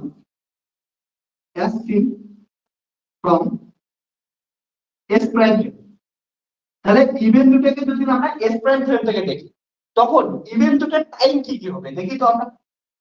তাহলে ইভেন্ট 1 এর ক্ষেত্রে টাইম দেখি তো কি হবে, আমরা জানি t1 বা t equal to t prime equal to কত হবে, লরেন্স ট্রান্সফরমেশন থেকে t ইকুয়াল টু কি পাইছিলাম মনে আছে কারো, t ইকুয়াল টু কত আসে t minus vx by t square by কি ছিল যেটা 1 মাইনাস ux কি যেন ছিল t prime equal to t minus vx by c square total 1 minus t prime না, ও ভেলোসিটির কথা ভাবতেছি, ঠিক আছে 1 minus v square by c square এটা। ওকে, তাহলে t prime equal to t minus vx by c square into 1 minus v square by c square এটা ছিল। এবার দেখো এই যে ইভেন্টটা ঘটলো, ইভেন্টটা কোথায় ঘটছে, e1 ইভেন্টটা x1 এ ঘটছে, তাহলে এখানে x এর জায়গায় কত দিলাম আমাদের x1 দিলাম, ওকে, আর t কি t এ থাকবে। এন্ড e2 ইভেন্টটা ক্ষেত্রে t প্রাইম ইকুয়াল টু কত, সেম জিনিস t minus vx by c square by √ 1 minus v square by c square. এবার দেখ এই যে t2 e2 ইভেন্টটা নিলা, e2 ইভেন্টটা কোন পজিশনে ঘটছে, x2 পজিশনে, তাহলে এটা কি হবে x2। এবার দেখ এটাও t টাইপে ঘটছিল এই জন্য t দেখলাম, এটাও t টাইপে ঘটছিল t দেখলাম। এবার ইন্টারেস্টিং জিনিস দেখ তো, তোরা বলবি হ্যাঁ কোশ্চেনটার आंसर দিবি, সুরাজ দেখ ল্যাব করে একটু পড়ে না, এইটা আর এইটা এই দুটার ভ্যালু কি সেম হবে না ডিফারেন্ট, বল না, এটা ভ্যালু আর এটার ভ্যালু সেম হবে না ডিফারেন্ট হবে, আলাদা কেন, কারণ এটার ক্ষেত্রে দেখ x1 আর এইখানে দেখ x2, আর আমরা জানি এইখানে কি দিছি আলাদা আলাদা দিছি, x1 x2 আলাদা ডিফারেন্ট পজিশনে হয়েছে, তার মানে এইখানে কি হবে, এটার নাম দিলাম t1 আর এটা t2 দিলাম, এটা দুটো আলাদা। সো ইন্টারেস্টিংলি একটা জিনিস দেখতে কি ঘটলো, এস ফ্রেম থেকে e1 e2 ইভেন্ট দুটো দেখলি একসঙ্গে ঘটলো, কিন্তু এস প্রাইম ফ্রেম থেকে দেখলি ইভেন্ট দুটো আলাদা আলাদা টাইমে ঘটলো। অর্থাৎ এই যে সাইমালটেনিটি ইফেক্ট যেটা ছিল, এই ইফেক্টটা কিসের উপর ডিপেন্ড করে, ফ্রেমের উপর ডিপেন্ড করে। ওকে, এই যে ফেনোমেনাটা, এই ফেনোমেনাটাকে কি বলি, রিলেটিভিটি অফ সাইমালটেনিটি। ক্লিয়ার আছে, কেউ না বুঝলে বলিস, ওকে।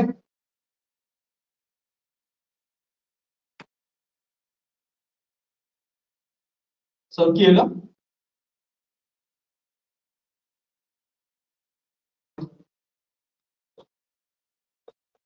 E1 and E2 events are occur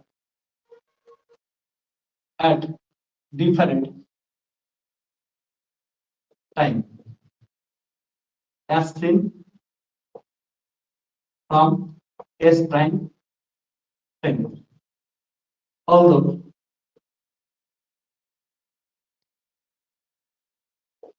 E1 and E2 events are occurred at same time as seen from S frame. Hence,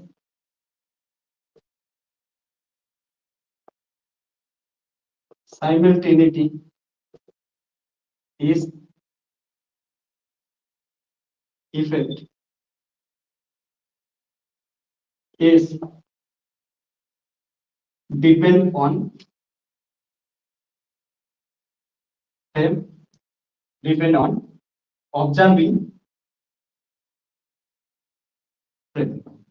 Observing frame এর উপর কি করতেছে ডিপেন্ড করতেছে ওকে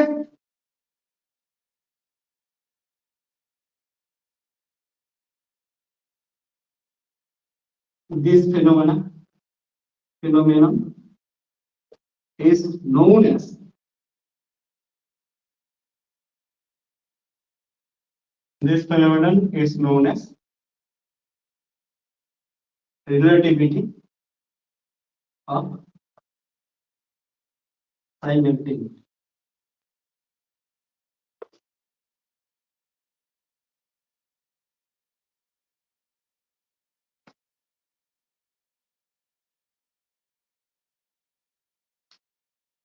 এটা বুঝছিস কি বুঝিস নাই বলিস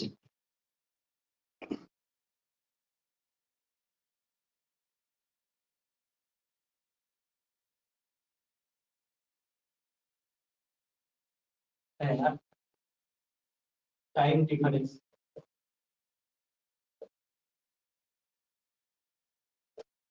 between two events is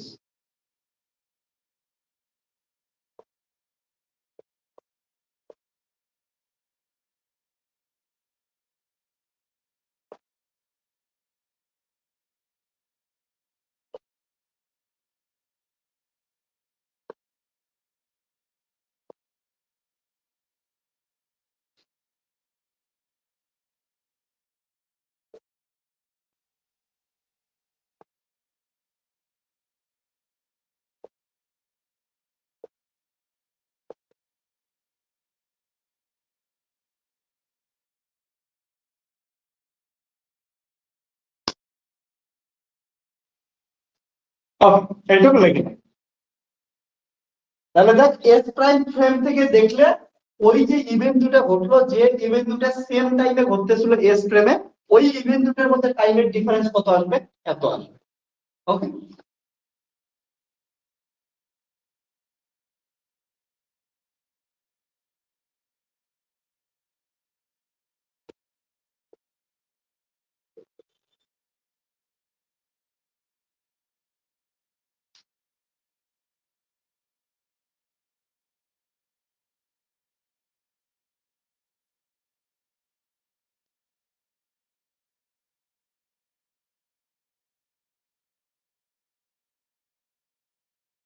ওটা যখন ভ্যালু দেওয়া থাকবে তখন ভ্যালু পুট করলেই বুঝবি কোনটা বড় কোনটা ছোট ওকে আমি একটা থট এক্সপেরিমেন্ট করে দেখায় দেবো বোঝায় দেবো কোনটা বড় হয় কোনটা ছোট ওকে এখন থিওরিটা বস এক্সপেরিমেন্ট আমি দেখাচ্ছি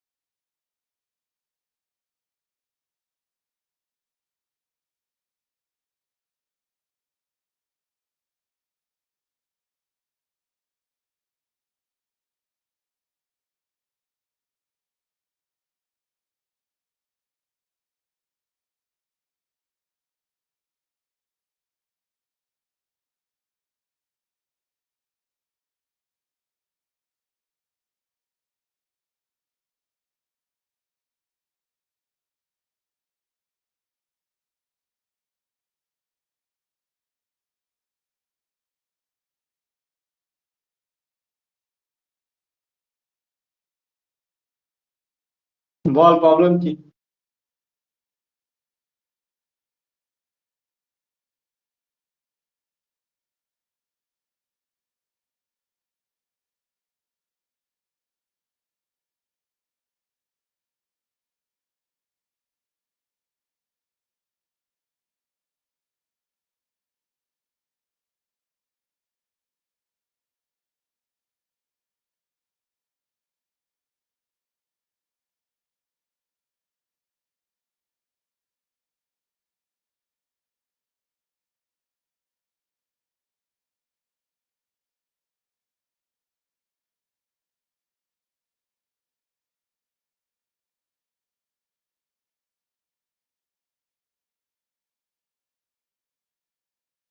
মাইনরে স্টার্ট কর দে, ম্যাথ ভালো করে পড় সুরাজ, নয়তো কিন্তু মাইনর ওয়েটেজ 6 ক্রেডিটের মাইনর মনে রাখিস। যতটা মেজরের ওয়েটেজ ততটাই কিন্তু হচ্ছে মাইনরেরও ওয়েটেজ। এর করলে কিন্তু সবই শেষ। ওকে, আর কম নাম্বার পাইলেও কিন্তু পরবর্তীতে প্রবলেম হবে। তাহলে পরে যদি সিজিপিএ আবার 7-এর নিচে বলিস, পরে কিন্তু যদি উইথ অনার্স পড়ার ইচ্ছা থাকে, পরে আবার অনার্স করার চান্স পেলে হয়তো রিসার্চ পাবি না বা অনার্সও না পাইতে পারিস। ওই জন্য ভালো করে করবি।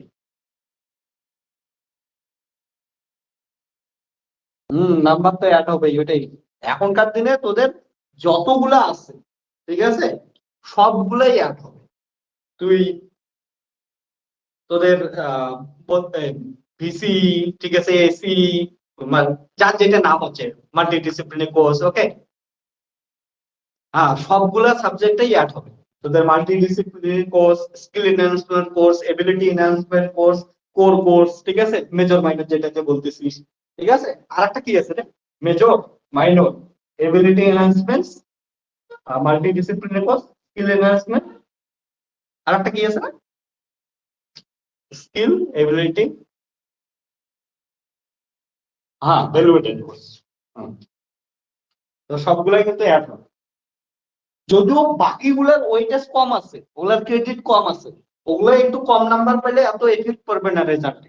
কিন্তু মেজর বা মাইনর, যেটাকে তোরা কোর বলতেছিস, যাদবপুরে যারা আছে সবাই, তো মেজর মাইনরে কিন্তু তোদের কিন্তু ইয়ে সেম আছে, ক্রেডিট সেম আছে।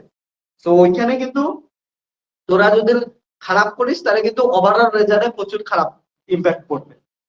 ওকে, তো ক্রেডিট যেটার বেশি ওইটাকে ইম্পর্টেন্স বেশি দিতেই লাগে। পুরো ওভারঅল রেজাল্টে কিন্তু যার ক্রেডিট বেশি ও কিন্তু অনেকটাই ইম্প্যাক্ট ফেলে।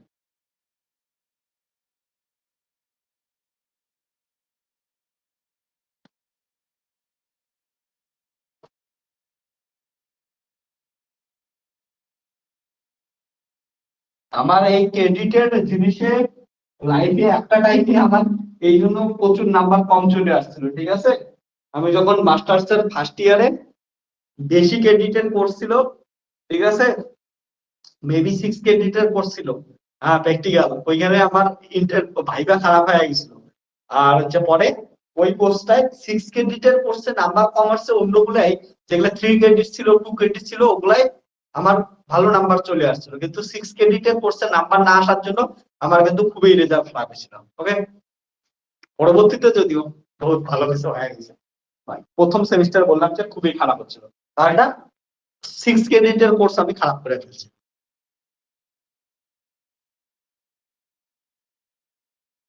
ইউটিউবে পাবিও না ম্যাথের চ্যানেল, অমন পুরা সিলেবাস কেউ করায় না, ঠিক আছে, পুরা সিলেবাস কেউ করায় না। আমার ভাই যখন পড়াশোনা করছিল, মানে ম্যাথ অনার্স ছিল কলকাতা ইউনিভার্সিটিতে, তো আমার ভাইয়ের তো অমন করে, ও যে স্যারের কাছে পড়ছিল অ্যাকচুয়ালি কলকাতায়, তো ওই স্যারের তো কি হয়েছিল বলতো, প্রথম সেমিস্টার গুলো তবু পড়াইতে পাইছে, ওগুলো হয়ে গেছে। পরে ওরা স্যারটা পরে আর কি ভাই বুঝছে বা আমরা বুঝছি কি হয়েছিল, স্যারটা অ্যাকচুয়ালি মানে লাস্টের সেমিস্টার, 6 সেমিস্টার যেটা, ঠিক আছে, ওদের কাছে 6 সেমিস্টার লাগছিল, 6 সেমিস্টারের পড়াই ভালো পায় না স্যারটা। ওই জন্য ওদেরকে স্যারটা বলতেছিল শরীর খারাপ, শরীর খারাপ, এও কইটা কইটা কাটাই দিছে, কাটাই দিয়ে ওদের পড়াইতেই পায় নাই। আর ভাই তখন ইউটিউব থেকে প্রচুর ঘুরছে, আর কোথাও ঠিকঠাক আর কি ইয়ে পায় নাই চ্যানেল। আর ওভারঅল বইটাই পড়া ভালো রেজাল্ট করছে, প্রবলেম হয় আর কি। তো যেটা পড়বি দেখে শুনে পড়িস, আর ম্যাথের চ্যানেল সহজে খুঁজে পাবি না সিলেবাস ওয়াইজ। ওকে, এবার দেখ এটাকে আমি থট এক্সপেরিমেন্ট দিয়ে বোঝানোর চেষ্টা করি। ওকে, মজা পাওয়া যাবে এইটা পড়ার পর না, সত্যি কিছু আজকে মাথায় কিছু ঢুকবে এসটিআর বলে কেমন জিনিস। ওকে, এটা কি শিখলি এক্সপেরিমেন্টালি বোঝার চেষ্টা কর। চল সবাই সব দিকের মনোযোগ সরায় দেখ, এই দিকে দেখ। ওকে রশ্মিদা, সোজা দেখা। ওকে, এবার একটা ইম্পর্টেন্ট থট এক্সপেরিমেন্ট করব। ওকে মারিয়া, রশ্মিদা মারিয়া হোস্টেলে আসিস তো তোরা? ওকে, চল ভালো করে বস, সব থেকে ইম্পর্টেন্ট একটা থট এক্সপেরিমেন্ট করবো। আমরা এইখানে কি দেখলাম, যে একটা রেস্ট ফ্রেম থেকে যদি আমরা দেখতেছিলাম, রেস্ট ফ্রেম থেকে দুইটা ইভেন্ট সাইমিলটেনিয়াসলি ঘটলেও এস প্রাইম ফ্রেম থেকে ওই দুটো ইভেন্ট সাইমিলটেনিয়াসলি নাও ঘটতে পারে। এবার সুরাজ একটা কোশ্চেন করলো যে কোনটা আগে ঘটবে কোনটা পরে ঘটবে কেমন করে বুঝবো, কোনটা বড় কোনটা ছোট কেমন করে বুঝবো। এটা বোঝার জন্য আমি কি করি, একটা থট এক্সপেরিমেন্ট ওদের দেখাই। ওকে, সুন্দর সুন্দর একটা থট এক্সপেরিমেন্ট, চল দেখার চেষ্টা করি। সাপোজ আমি কি করলাম, আমার থট এক্সপেরিমেন্ট হিসেবে একটা টিউব নিলাম। ওকে, এবার টিউবটি এমন নিলাম যাতে দুইটা ডোর আছে। ওকে, চল তাহলে একটা টিউব নিলাম,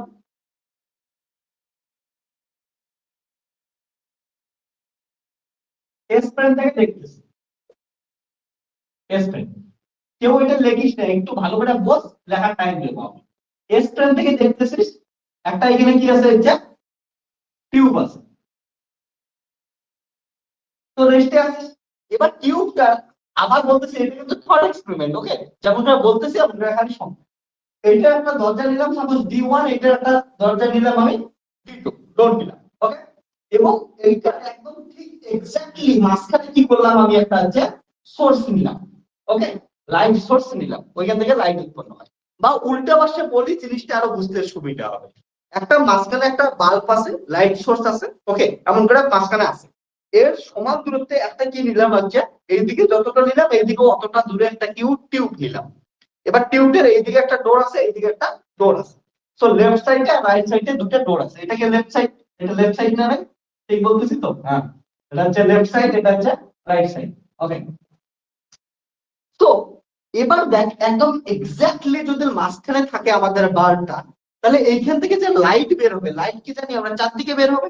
এবার লাইট তাহলে এইখান থেকে এইখানে যে লাইট এসে এইখানে আঘাত করবে, আর এইখান থেকে লাইট বের হয়ে এইখানে আঘাত করবে, দুটো সেম টাইমে আঘাত করবে। এবার আমি ধরলাম যখনই আঘাত করবে তখনই ডোরগুলো ওপেন হয়ে যাবে। ওকে, সো D1 ওপেন, ডোরটা ওপেন হবে, আর D2 ডোরটা ওপেন হবে, এসপ্রেম থেকে দেখলে একই সাথে ওপেন হবে, তাহলে সাইমultaneously ওপেন হবে। ওকে, তাহলে event 1 and event 2 are happen simultaneously. That is কি বললাম, D1 and D2 door open at same time. কেউ লেখিস না, শুরু আছে একটু দাঁড়া, বোঝ আগে, টাইম দেবো। এদিকে দেখ, এটা কিন্তু সোর্স নিলাম আমি, সাপোজ পি নাম দিলাম।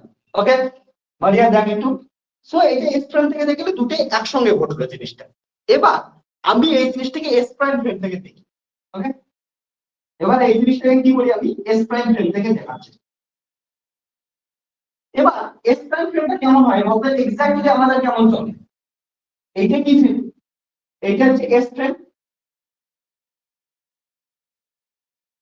এক্স ওয়াই, আর এস প্রাইম ফ্রেম কেমন করে চলে, এমন করে চলে এক্স প্রাইম, এটার নাম কি দেখব না, এস প্রাইম ফ্রেম।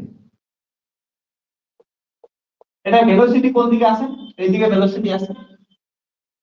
সো তুই ভাব মারিয়া এইখানে আয়, এস প্রাইম ফ্রেমে বসে থাক, এস প্রাইম ফ্রেমে বসে গেলে আর টিউবটা এখানে রাখা আছে এস প্রাইম, তাহলে তোর মনে হবে টিউবটা কোন দিকে যাবে, পিছন দিকে যাবে, নেগেটিভ এক্স অ্যাক্সিসে যাবে, তাহলে টিউবটা নেগেটিভ এক্স অ্যাক্সিসে সরে গেল। আর থট এক্সপেরিমেন্টের সময় আমরা কনসিডার করছি ওই বাল্বটা শূন্য স্থানে ফিক্সড আছে। তোরা অনেকে বলতে পারিস শূন্যতে বাল্ব কেমন করে আছে, এটা থট এক্সপেরিমেন্ট, ওকে, সিমুলেশন করতে পারি সেটা, ওকে। তো এটা কি করলাম আমরা, হচ্ছে শূন্য স্থানে বাল্বটা ফিক্সড আছে। আর এই যে ইয়েটা আছে, টিউবটা কোন দিকে সরে গেল, এই দিকে সরে গেল, ওকে। তাহলে এস প্রাইম থেকে দেখলে টিউবটা এইদিকে সরে গেল। তাহলে টিউবটা আগে কোথায় ছিল দেখ ভালো করে। আগে আমাদের টিউবটা এত বড় টিউব ছিল, ওকে, এত বড় টিউব ছিল, কিন্তু এখন টিউবটা সরলো কোন দিকে বলতো, এই দিকে সরে গেছে। কতটা টাইমে কোথায় আসছে টিউবটা, এইখানে আসছে। তাহলে এই পাশটা সরে কোথায় আসবে, এখানে আসবে। তাহলে এটা এখন কি হচ্ছে, ডট ডট। এবার অরিজিনাল টিউব কোনটা, এই আমার ব্লু কালার। তাহলে এটা কি হলো আমার, হচ্ছে D1 ডট, আর এটা D2 ডট। আমার দেখো পয়েন্টটা তো এখানেই ছিল, পি পয়েন্টটা এটা সোজাই আছে। এবার আমাকে একটা জিনিস বল, সোর্সটা আমাদের ঠিক জায়গাতে আছে। এবার লাইটের ভেলোসিটি তো সমান থাকবে সব সময়। তাহলে লাইটের ভেলোসিটি এইটা কি করবে, তাড়াতাড়ি গিয়ে D2 দরজাতে আঘাত করবে। তাহলে D2 দরজাটা, ডোরটা কি করবে, আগে খুলবে, তারপরে গিয়ে কি করবে হচ্ছে D1 ডোরটা কি করবে হচ্ছে পরে খুলবে। তাহলে এইখানে ইভেন্ট ওয়ান ঘটলো, হ্যাঁ, D2 D1 door open later, okay. আর D2 ডোর ওপেন আর্লিয়ার। আগে ভাগে কি করলো হচ্ছে D2 ডোর। তাহলে দেখ এস ফ্রেম থেকে যেটা দেখলি ভালো করে বুঝ, এস ফ্রেম থেকে যেটা দেখলি সাইমেলটেনিয়াস ইভেন্ট, সেইটা এস প্রাইম ফ্রেম থেকে দেখলি কি হচ্ছে, এই ফ্রেমটা কি হচ্ছে, এই যে D2 দরজাটা মানে অর্থাৎ যেই দিকে মুভ করতেছে ওইটা হচ্ছে তাড়াতাড়ি ঘটতেছে, আর যেই উল্টো পাশে হচ্ছে লেটে ঘটতেছে ইভেন্টটা। তাহলে কি হলো দেখ ভালো করে, একটা দুইটা দরজা আছে একসাথে খুললো কেউ, ওটা হচ্ছে এস প্রাইম থেকে দেখবো।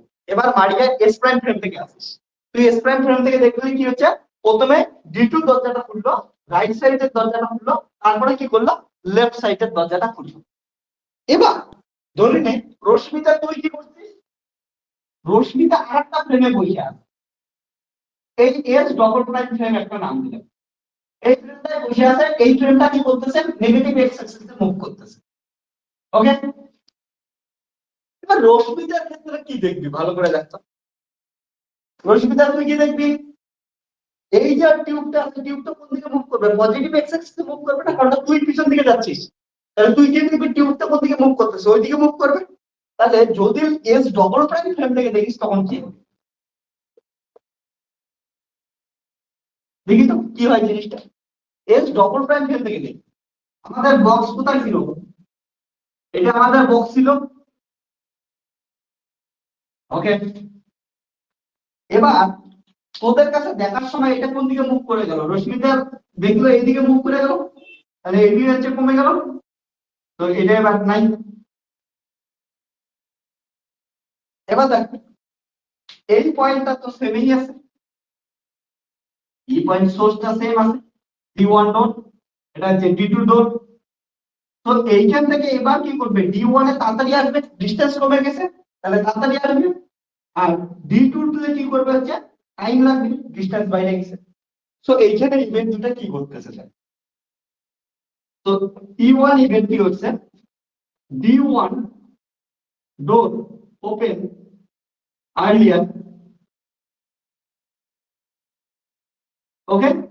আর ইভেন্ট 2 হচ্ছে D2 ডোর ওপেন লেটার। এবার তার মানে কি হচ্ছে ভালো করে দেখতো, কেউ যদি লিখতে থাকিস এখন একটু দয়া করে চুপ থাক, খুব ইম্পর্টেন্ট একটা কথা বলতেছি। এইখানে দেখতো তাহলে যে ঘটনা দুটো ঘটতেছিল, ইভেন্ট দুটো হচ্ছিল, ইভেন্ট দুটোর অর্ডার চেঞ্জ হয়েছে কি হয়নি, আলাদা ফ্রেম থেকে দেখার জন্য অর্ডারেই চেঞ্জ হয়ে গেছে। সুরাজ এস ফ্রেম থেকে দেখতেছে দুটো ইভেন্ট D1 D2 দরজা একসাথে খুললো, লেফটের দরজা রাইটের দরজা একসাথে খুললো। ওকে, এবার এটাই কে বসেছিল, এস প্রাইম ফ্রেমে বসে আছিস মারিয়া। মারিয়া দেখলি না, তোর প্রথমে খুললো হচ্ছে কি যে রাইট সাইডের দরজা, তারপরে খুললো লেফট সাইডের দরজা। রশ্মিতা আবার অন্য ফ্রেমে আছিস, এস ডবল প্রাইম ফ্রেমে। তুই কি দেখলি রশ্মিতা যে কি করলো, রাইট সাইড পরে খুললো, লেফট সাইড কি খুললো হচ্ছে আগে খুললো। তার মানে তুই ভাব এইখানে ইভেন্ট গুলোর অর্ডারেই চেঞ্জ হয়ে গেছে, ইভেন্টের অর্ডারেই চেঞ্জ হয়ে গেছে। সো তোরা ছোটবেলায় যে গান শুনছিস, দরজা খুলে দেখুন তারা করবো তারা বিয়া, এবার দেখ কে যে আগে দরজা খুলবে কে পরে দরজা খুলবে, ওটাও ডিপেন্ড করতেছে কোন ফ্রেম থেকে তোরা দেখতেছিস, কে কাকে বিয়ে করবি দেখ, এবার ডিপেন্ড করতেছে কে কোন ফ্রেম থেকে দেখতেছে জিনিসটা। ওকে, আর এইটা যদি হয়, এটা তো হইলো থট এক্সপেরিমেন্ট থেকে দেখলাম যে অর্ডার চেঞ্জ হয়ে যায়। তার মানে দেখ তো কি হচ্ছে, সাপোজ কথার কথা আমি বলতেছি যে ধরে অলিম্পিক চলতেছে, রানিং চলতেছে, 100 মিটার রানিং চলতেছে, 100 মিটার রানিং এ দৌড়াচ্ছে সবাই, ফার্স্ট হচ্ছে কেউ, সেকেন্ড হচ্ছে কেউ, থার্ড হচ্ছে। এবার এগুলোর ক্ষেত্রে যে জাজ গুলা বসেছিল, জাজ গুলা বসে আছে ধন্য স্টেডিয়ামের ওইখানে কোথাও। এবার যদি এমন হয়তো অন্য একদল জাজ ওরা কোথায় বসে আছে, আর একটা ফ্রেমে বসে আছে, তাহলে দেখ অন্য একটা জাজ যখন অন্য ফ্রেমে বসে থাকবে, তাহলে ফার্স্ট যে হয়েছে ওকে অন্য ফ্রেম থেকে ওটাকে ও লাস্টেও দেখতে পারে, কারণ অর্ডার তো চেঞ্জ হয়ে গেছে। তাহলে ভাব অলিম্পিকে কেমন ঝামেলাটা লাগবে, যে একটা ফ্রেম থেকে দেখলো যে এই ফ্রেমে এ ফার্স্ট হয়েছে, ধরে কিছু একটা নাম ফার্স্ট হয়েছে, কিন্তু পরের ফ্রেম থেকে অন্য একটা ফ্রেম থেকে দেখলো যে ও ফার্স্ট হয়নি, ও হচ্ছে লাস্ট হয়েছে। আর একটা ফ্রেম থেকে দেখলে আরেকজন হয়ে গেছে, অন্য কেউ ফার্স্ট হয়ে গেছে। সো প্রচুর কি হবে, ঝামেলা হবে। ওকে, এবার আরো ইন্টারেস্টিং বলি, কেমন ঝামেলা হবে বলতো। ধরি নে আমরা চল নিউটনে ফিরে যাই, একটু নিউটনের আপেল খাওয়ার ওখানে যাই। গাছ থেকে আপেল পড়লো, তারপরে তুই কুড়াইলি, আনলি, ধুলি, ধোয়ার পর কাটলি, আর আমার মতো হইলে না কাটে এমনি খাওয়া শুরু করবি। ওকে কাটলি, কাটার পর তারপরে কি করছে খাইলি। ওকে, এটা হচ্ছে একটা ফ্রেম থেকে দেখলি একটা অর্ডারে চলতেছে। এবার ধরে নে তোর পাশে কেউ বসে নেই, তোর থেকে দূরে আর একটা ফ্রেমে কেউ বসে আছে। ও কি দেখবে, প্রথমে খাইলি, তারপরে কাটলি, তারপরে হচ্ছে আপেলটা পড়লো, তারপরে হচ্ছে গাছে উঠলো। উল্টে পাশে দেখবে কি দেখবে না অর্ডারটা, এটা দেখলি একজন কি হচ্ছে দেখলো লেফট আগে খুললো, রাইট পরে খুললো, আর আরেকজনের ক্ষেত্রে হচ্ছে উল্টাটা হলো। তাহলে অন্য ফ্রেম থেকে তো মানুষ উল্টে পাশে দেখতেই পারে জিনিসটা, তাহলে কেমন হবে বা এসটিআর কি বলে বোঝার চেষ্টা করে। ভাব কি হইতেছে, তাহলে পুরো অর্ডারেই চেঞ্জ। তাহলে প্রথমে আপেল খাবি, তারপরে আপেল কাটবি।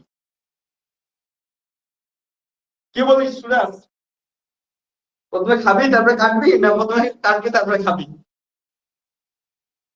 মারিয়া, আপনার কি মতামত বলেন কিছু, কি হইতেছে এগুলা, এসটিআর কি বানায় দিতেছে আমাদের?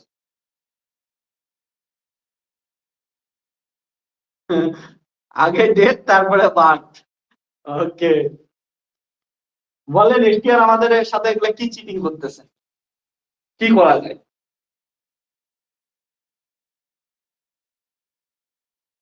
তোরা কই টেনেট মুভিটা দেখছিস?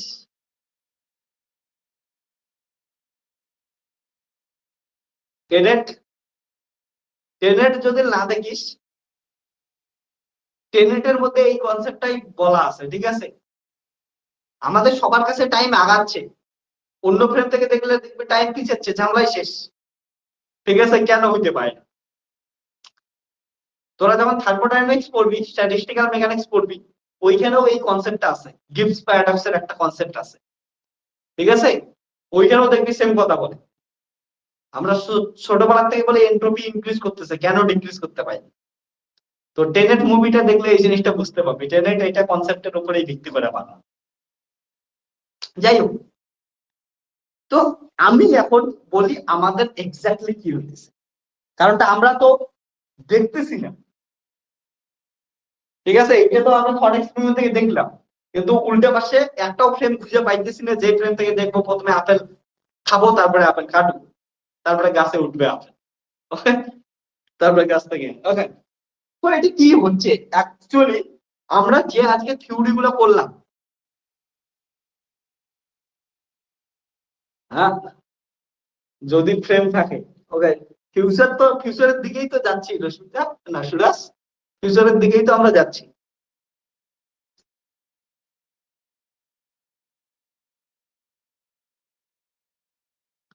হ্যাঁ, টাইম মেশিনের কনসেপ্ট আমি একটু পর ডিটেলসে বলতেছি।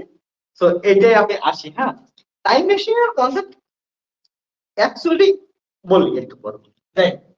তো এইটা তুই ভালো করে দেখ, আমাদের কি ঝামেলায় ফেলাই দিছে, কিন্তু এই ঝামেলার মধ্যে কিন্তু উত্তরও আছে আমাদের। কোথায় উত্তর আছে বলবো, দেখ, আমরা পুরো থিওরিটার মধ্যে উত্তর একটা জায়গায় লুকায় রাখছি। ইভেন্ট দুইটা যদি সেম জায়গাতে ঘটে তাহলে কিন্তু এগুলো প্রবলেমই নেই। কেন বললাম বোঝাচ্ছি, আমরা কি জানি বলতো,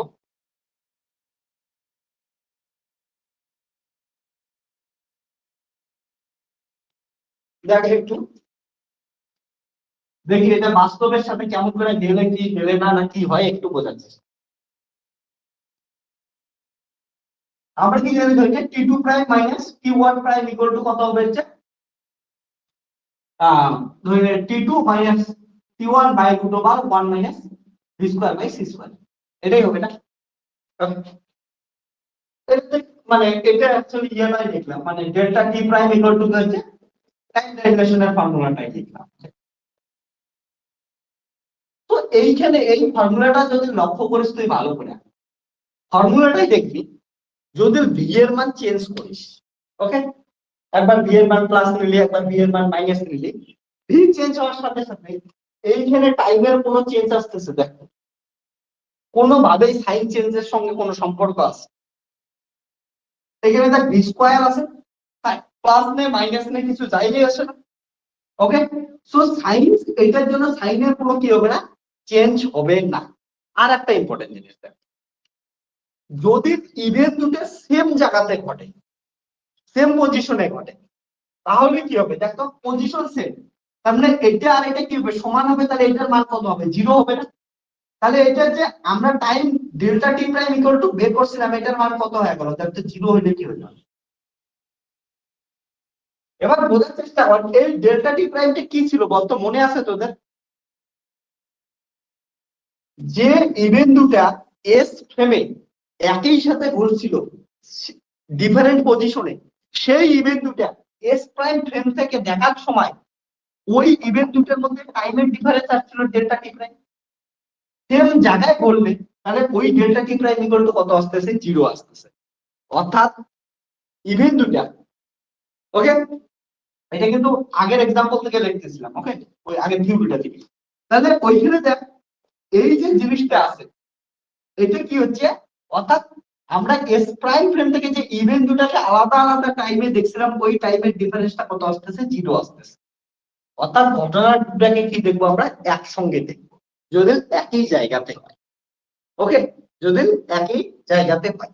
এবার ওই জন্য আমরা কি করি বলতো, আমাদের ভালো বুদ্ধি, এই যে আপেলের ঘটনাটা বললাম, ধরি নে গাছ থেকে আপেল পড়তেছে, এবার কি বলি আমরা, আপেলের সঙ্গে কি করি আমরা, ফ্রেমটা সেট করে দিই, ফ্রেমটা কোথায় দিয়ে দেই, আপেলের সঙ্গে সেট করে দিই, ওকে।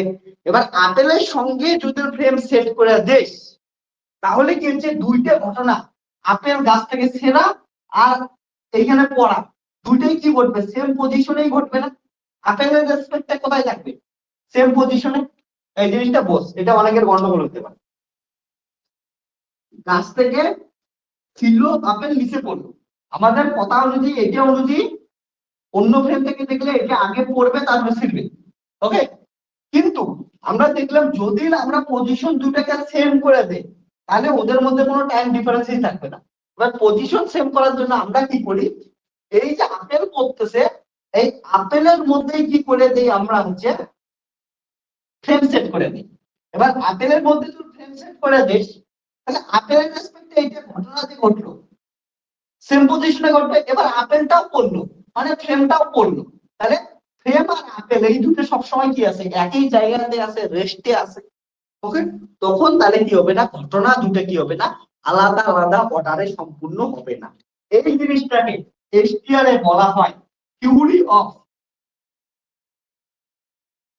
কজ, তারপরে ক্যাজুয়ালিটি। ওকে, অর্থাৎ যেগুলা ঘটনা বাস্তবে হয় ওই ঘটনাগুলোর ক্ষেত্রে ওই ঘটনাটার সঙ্গেই ফ্রেমটা কি থাকে হচ্ছে যুক্ত থাকে। এখন অবধি আমরা যে এশিয়ার পড়াশোনা করতেছি এখন অবধি এই কনসেপ্টটা ঠিক আছে, তবে আমি বলতেছি যে কিছু বছর পর এই কনসেপ্টটা একদিন ভুলও প্রমাণ হতে পারে। ঠিক আছে, বাট এখন অব্দি আমি কিছুই বলতে পারি না এটা ভুল হবে, বাট বলতেছি যে কোনো এক কালে কোনো একদিন এটা ভুল প্রমাণ হতে পারে। ওই জিনিসটাই দেখাইছে হচ্ছে বাকি মুভিগুলো টেনে ফেলে। তো তোদের কেন বললাম ভুল হইতে পারে, ওটা যখন আমরা স্ট্যাটিস্টিক্যাল মেকানিক্স থার্মোডাইনামিক্স পড়বে ধীরে ধীরে কোয়ান্টাম পড়বো আরো ধীরে ধীরে বোঝার চেষ্টা করবো। ওকে, বাট এখন অব্দি এটা ঠিক আছে, এটা প্রমাণ আছে, এগুলা সবকিছু ঠিক আছে, তার জন্য এটাকে বলা হয় থিওরি অফ ক্যাজুয়ালিটি। ওকে, একটু গোলাইতে পারে বাড়িতে ভাববি তাহলে জিনিসটা ক্লিয়ার হবে। অর্থাৎ যেগুলো ইভেন্টের কারণ আছে এবং ইফেক্ট আছে, যেমন আপেল গাছ থেকে ছেঁড়ার জন্য আপেলটা নিচে পড়লো, তাহলে কারণ আছে, কজ আছে, এবং ওর ইফেক্ট কি হচ্ছে নিচে পড়তেছে। এই ধরনের ইভেন্টের ক্ষেত্রে সবসময় কি হচ্ছে ফ্রেমটা ওই জিনিসটা বা ওই ইভেন্টটার সঙ্গে যুক্ত থাকে, তার জন্য ওদের মধ্যে কোনো কি হয় না, ডিফারেন্স দেখা যায়। ওকে, অর্ডারের কোনো কি হবে না, চেঞ্জ হবে না, এটাই হচ্ছে থিওরি অফ ক্যাজুয়ালিটি। ওকে, এটা না আর কোনো কোশ্চেন থাকলে বলিস।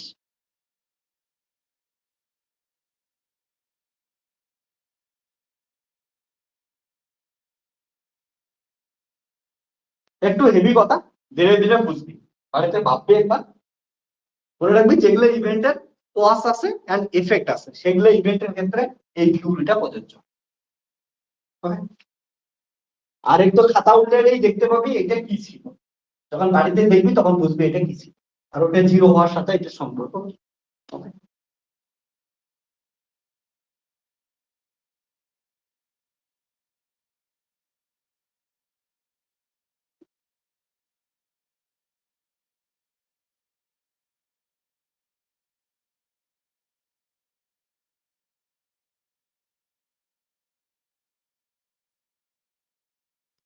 x1 x2 x1 x2 বললাম যদি একই জায়গাতে ঘটনা দুটো হয়, যেমন হচ্ছে বললাম যে আপেল ছিঁড়লো ওর ফ্রেমের রেসপেক্টে আপেল পড়লো, ওই দুটো ঘটনা একই সঙ্গে হয়, তাহলে x1 x2 কি হবে, সেম হবে। x1 x2 সেম হলে এটা কি কেটে যাবে, x1 equal to x2 same পজিশনে ঘটলো, তাহলে এটা সেম হলো, মাইনাস আছে তারপরে কেটে যাবে, জিরো দিল, ওটা জিরো হওয়ার জন্য পুরো টানটাই কত হলো, জিরো হলো। অর্থাৎ যে ঘটনা দুটো আলাদা আলাদা সময় ঘটছিল ওটা আলাদা আলাদা সময় ঘটবে না, আর আলাদা সময় না ঘটলে ওই দুটোর অর্ডারের কি কিন্তু কোনো চেঞ্জ হবে না। ওকে,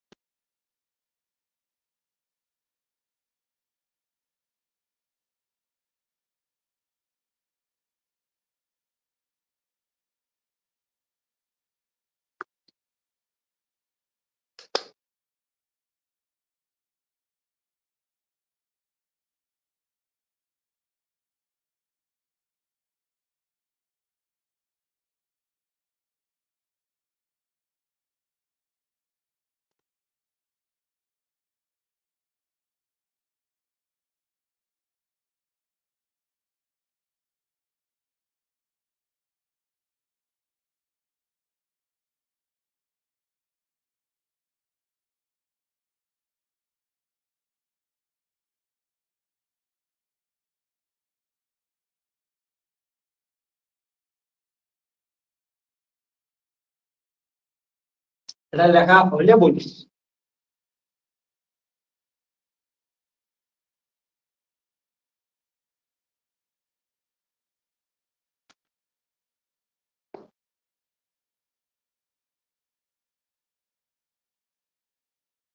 এটা না ইয়ে হচ্ছে থিওরি তো প্রিন্সিপাল অফ ক্যাজুয়ালিটি বলে।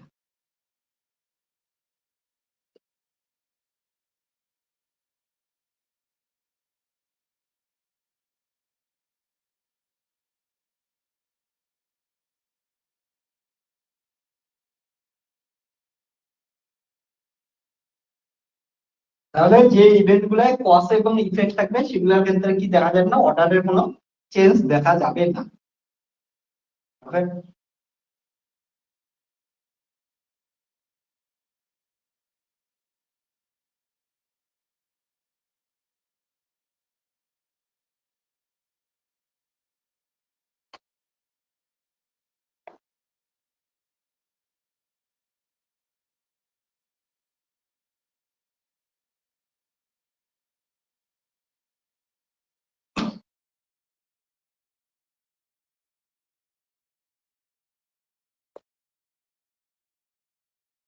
তাহলে ওইটা কোনো উত্তর করে দেখে কিছু মনে থাকবে তাহলে, if any events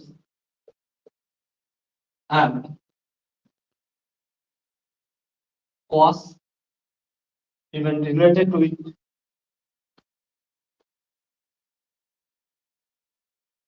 events related with cause and effect, if any events related with cause and effect, then there is no change in order of events. Okay, এটাই হচ্ছে প্রিন্সিপাল অফ এফ।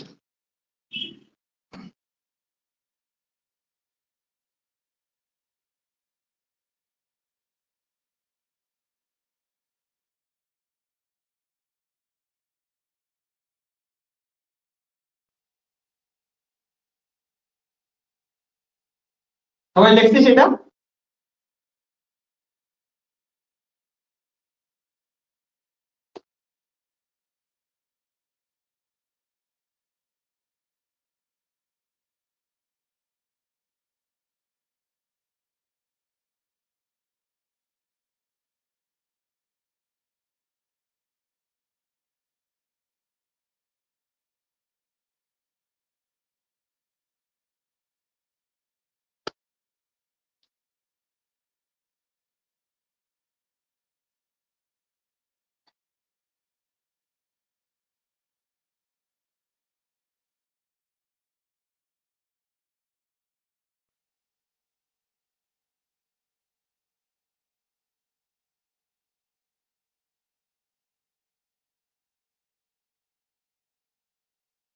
লেখেন।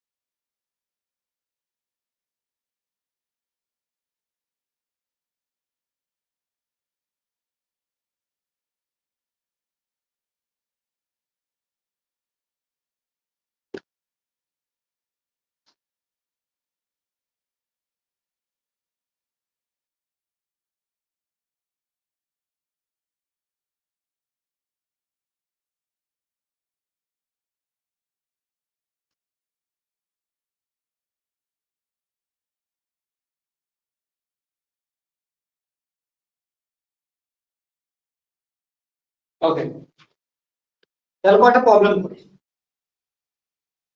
প্রবলেম করার আগে একটা জিনিস আমি বলি যে আমাদের এসটিআর এর যে কাইনেমেটিক্স ছিল আমাদের শেষ হলো। ওকে, কাইনেমেটিক্স এর কিছু প্রবলেম করতে লাগবে, অবশ্যই পরেও করব, এখন দুই একটা করি। তারপরে আমাদের এসটিআর স্পেশাল থিওরি অফ রিলেটিভিটির আমাদের ডাইনামিক্স স্টার্ট হবে। ওকে, ক্লিয়ার? এই জিনিসটা বুঝিস। কারণটা কাইনেমেটিক্স আর ডাইনামিক্স এর মধ্যে একটা ফারাক দেখ, আমরা যখন লেন্থ কন্ট্রাকশন করতেছি, আমরা লেন্থ কন্ট্রাকশন করার সময় লেন্থ কে কি বললাম, এটা একটা লেন্থ আছে, কন্ট্রাক্ট হয়ে যাবে, ছোট হয়ে যাবে। এবার বলতো আমাকে নর্মাল তোদের জ্ঞান অনুযায়ী এটাকে যদি এই জিনিসটাকে যদি ছোট করিস তাহলে এটা কি হচ্ছে, মাস এটা কি হচ্ছে, বড় হয়ে যাবে, এইদিকে চ্যাপ্টা হয়ে যাবে। তো আমরা আর যদি লেন্থ কন্ট্রাক্টই করিস তার মানে কি ফোর্স দিতে লাগবে, এ দিতে লাগবে, ও দিতে লাগবে। আমরা ফোর্স, মাস এগুলো নিয়ে কথাই বলিনি। তো এগুলো নিয়ে কথা বলবো যখন, অর্থাৎ যখন আমরা কোয়াস নিয়ে কথা বলবো তখন আমরা কি হচ্ছে ডাইনামিক্স শুরু করব। সো এরপরের দিন থেকে আমরা কি পড়বো, রিলেটিভিস্টিক ডাইনামিক্স পড়বো। তো এতক্ষণ অব্দি যেগুলা পড়লাম এগুলা রিলেটিভিটির একদম একটা বেসিক, যেখানে রিয়েলিটির সাথে খুবই কম সম্পর্ক আছে।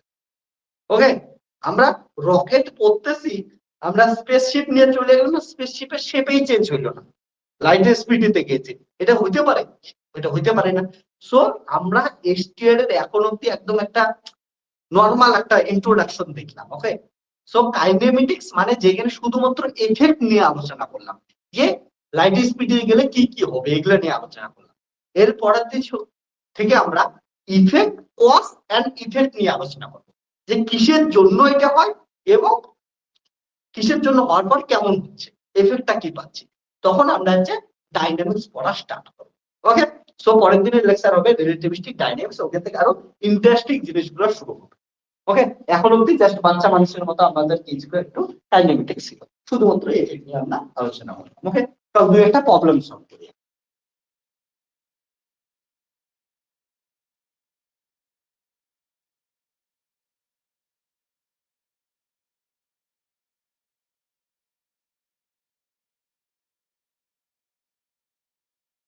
তোদের কলেজে কি কি করাইছে রে রশ্মিতা, মারিয়া?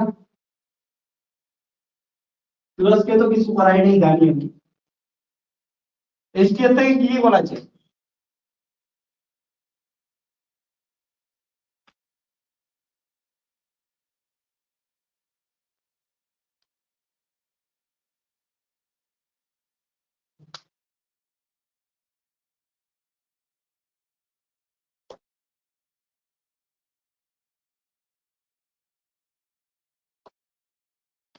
ওদের কলেজে অনেকে পড়ে না, ওরা বলছে আর কি।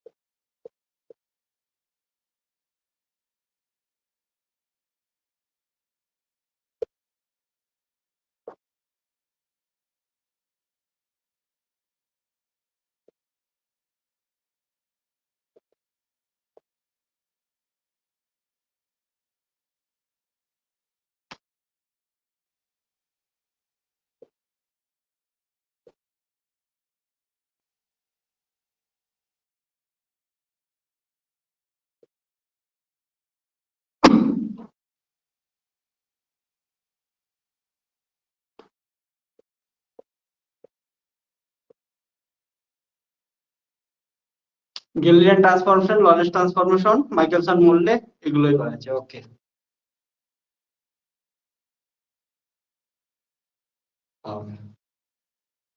না না সুরাজ, আমি বললাম জানি যে তোদের কিছুই করাই নাই, ঠিক আছে, এটা বললাম। আর তোদের পড়ানোর মতো লোকও নাই সুরাজ, যে লোক আছে বিখ্যাত লোক, বললাম না কিছু ওই লোকের সঙ্গে। এসটিআর পড়াইলে না, এসটিআর পাগলা হয়ে যাবে। এবার দেখ, এটা হচ্ছে আমাদের কোশ্চেন। হ্যাঁ, কোশ্চেনটা একবার পর একবার সবাই।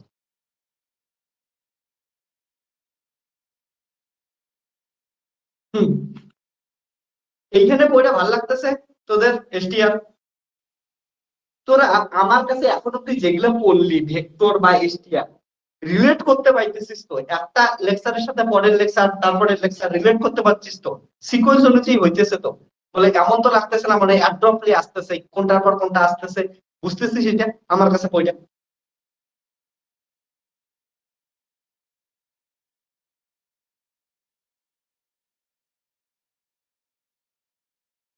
ওকে, থ্যাংক ইউ।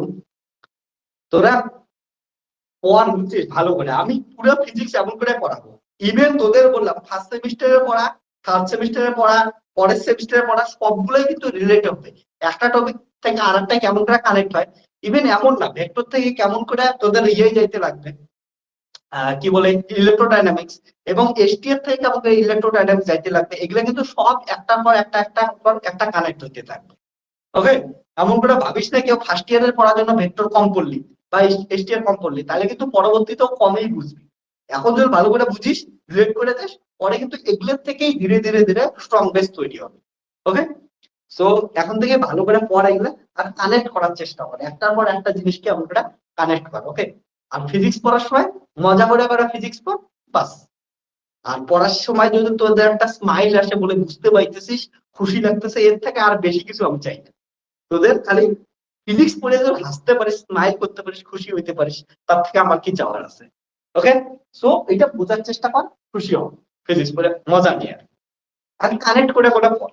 ওকে, আর সবসময় আমি বলি তোদের একটা টার্গেট রাখবি, যে হয় আমি ফিজিক্স পড়তেছি এখন মজা করে বুঝবো, নাম্বার কম আসলে কোনো ব্যাপারে না, ঠিক আছে, বাট ফিজিক্স বুঝে বুঝে পড়, প্রবলেম সলভ করার চেষ্টা কর, এবং একটাই জিনিস টার্গেট রাখবি, যে ধীরে ধীরে আমি কি করব, এগুলো এমন করে তৈরি করে রাখবো যে আমি হয় একদম ভালো জায়গা থেকে পিএইচডি করবো, যদি পা আছে কোনো বড় সাইন্টিফিক অফিসার হবো, সেটা বার্কে হওয়া, ইসরোতে হওয়া, ডিআরডিও তে হওয়া, বা এনপিসিএল এ হওয়া, আইএমডি তে হওয়া, যে কোনো জায়গায়, ঠিক আছে, ভালো যেন সাইন্টিফিক অফিসার হতে পারিস, পেটেন্ট অফিসার হওয়া, জিও সায়েন্টিস্ট হওয়া, তো যেগুলাতে আছে ভালো সাইন্টিফিক অফিসার হওয়ার চেষ্টা।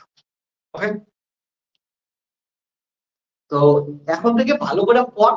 আমি বলি দেখ তোদের যেমন করে পড়াইতেছি আমি, এগুলো যদি ঠিক করে নোট লেগে রাখিস, আর যেগুলো কথা বলি ওগুলো যদি মাঝে মাঝে সাব নোট লেগে রাখিস, তোদের যেগুলো ইন্টারভিউ যাবি তোরা এনপিসিএল থেকে শুরু করে সব ইন্টারভিউ দেখবি ইজিলি ক্র্যাক কর। ওকে, আমি তো নিচে দেখ, আমি বলি তোদের যে আমার এখন অব্দি আমি সরকারি জবের মধ্যে আমি এনপিসিএল এ পাইছি, সাইন্টিফিক অফিসার গ্রুপ বি। ওকে, কোটাতে আমার জব হয়েছিল। ওকে, কোটা তো এক্স্যাক্টলি কোটায় না, কোটা থেকে 17 কিলোমিটার, রাজস্থানে কোটা আশা করি সবাই জানিস। রাজস্থানের কোটা থেকে 17 কিলোমিটার দূরে একটা মরুভূমির মতো জায়গা, গ্রামের জায়গা, ওইখানে এনপিসিআই ওইখানে হচ্ছে সেন্টার আছে। তো ওইখানে আমার জব হয়েছিল সাইন্টিফিক গ্রুপ বি। তো ওইখানে আমি নিজে যেহেতু দিছি ইন্টারভিউ, থিওরি ক্র্যাক করছি, একদম নর্মাল কোশ্চেন জিজ্ঞেস করে কিন্তু বেস ক্লিয়ার লাগে। আর ওগুলা জায়গায় না গ্রাফ খুব ইম্পর্টেন্ট। এই জন্য বলবো তোদেরকে আমি, আমার ইউটিউব চ্যানেলে গ্রাফের লেকচার সিরিজ দেওয়া আছে, দেখবি যে gravity base graph lecture series, ওটা দেখার চেষ্টা করিস। যে গ্রাফ ভালো করে বুঝে যাবি না, ফিজিক্সের দেখবি যে 30% জিনিস সোজা হয়ে যাবে। গ্রাফ এত ইম্পর্টেন্ট জিনিস। ওই জন্য আমার লেকচার যদি দেখিস ওইখানে দেখবি একদম লোয়ার লেভেল গ্রাফ থেকে একদম লোয়েস্ট বেসিক থেকে শুরু করে একদম অ্যাডভান্স লেভেল অব্দি গ্রাফ শেখাচ্ছি, ওখান থেকে তোরা দেখতে পারিস। ওকে, আর ওগুলা ইন্টারভিউতে গ্রাফ রিলেটেড আর একটার সাথে একটা কানেক্ট করে ধরে আর কি। আমার এই অব্দি যদি ইন্টারভিউ জব একটাই আমার এখন অব্দি হয়েছে এনপিসিএল, তাছাড়া পোস্ট অফিসে হয়েছে, ঠিক আছে, গভর্নমেন্ট জব। ওকে, সো আর এমটিএস। ওকে, আর প্রাইভেট সেক্টরে তো বললামই না, ওগুলা তো যতগুলো এডুটেক কোম্পানি আছে সবগুলাতেই হয়েছে প্রায়, তার মধ্যে একটা কোম্পানিতে আমি একমাত্র জয়েন করছিলাম, কিন্তু ওখানে 7 দিন করে ছাইড়া দিছি। ওকে, আর বাকিগুলো জয়েন করিনি, সবগুলো থেকে অফার তো আসছে কিন্তু জয়েন করিনি, ঠিক আছে। তো ওভারঅল যেইগুলোতেই কোম্পানি থেকে শুরু করে বল বা গভর্নমেন্ট বল, সবকিছুতেই কিন্তু যে ইন্টারভিউ বা আছে তোর কেমন করে বলতেছিস, কেমন করে বোঝাইতে পাইতেছিস, ইমপ্রেশন কেমন ফেলাইতেছিস, এটা খুবই ইম্পর্টেন্ট। ওকে, সো এমন খালি চোখ বন্ধ করে নাম্বারের জন্য ভাবিস না, নাম্বার তো চলে আসবে, ভালো করে পড়াশোনা করলে নাম্বার এমনি চলে আসবে। একটু কম আসলেও টেনশন নেই। ওকে, কিন্তু নাম্বারের জন্য খারাপ পড়লি, খালি নাম্বার তুললি, তাহলে কিন্তু লাভ নাই। ওকে, আমি বারবার একটা কথা বলি, পড়াশোনার জন্য নাম্বার পাও গুড, কিন্তু নাম্বারের জন্য পড়াশোনা করা খুবই বাজে জিনিস। ওকে, তার জন্য পড়াশোনার জন্য নাম্বার পাও খুবই ভালো, তো লাইফ খুশিও থাকবি, জিনিসও শিখবি, মজাও পাবি, সবকিছু পাবি। তার জন্য সবসময় পড়াশোনার জন্য নাম্বার, ওকে, নাকি নাম্বার তোলার জন্য পড়াশোনা করো, তখন চিটিং করা শুরু করবে।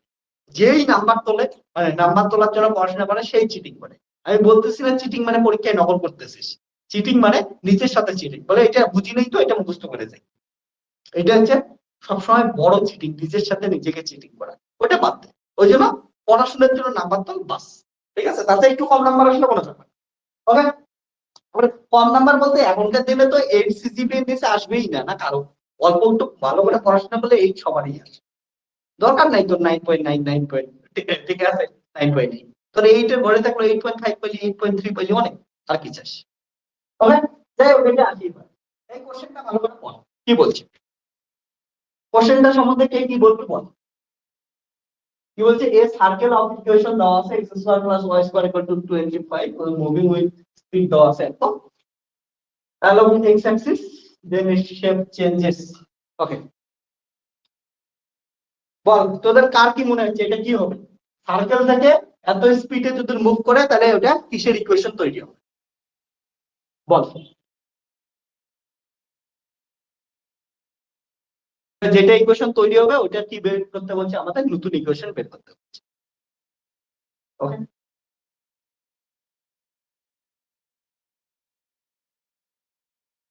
হ্যাঁ ইলিপস হবে, কেন হবে বোঝাচ্ছি, দেখ এটা একটা সার্কেলের ইকুয়েশন দেওয়া আছে, তাহলে কি দেওয়া আছে, x square plus y square equal two 25, মানে 5 তার স্কয়ার, তাহলে এটা কিসের মতো দেওয়া আছে, x square by 5 square plus হচ্ছে y স্কয়ার বাই হচ্ছে 5 স্কয়ার ইকুয়াল টু হচ্ছে 1, এটা দেওয়া আছে।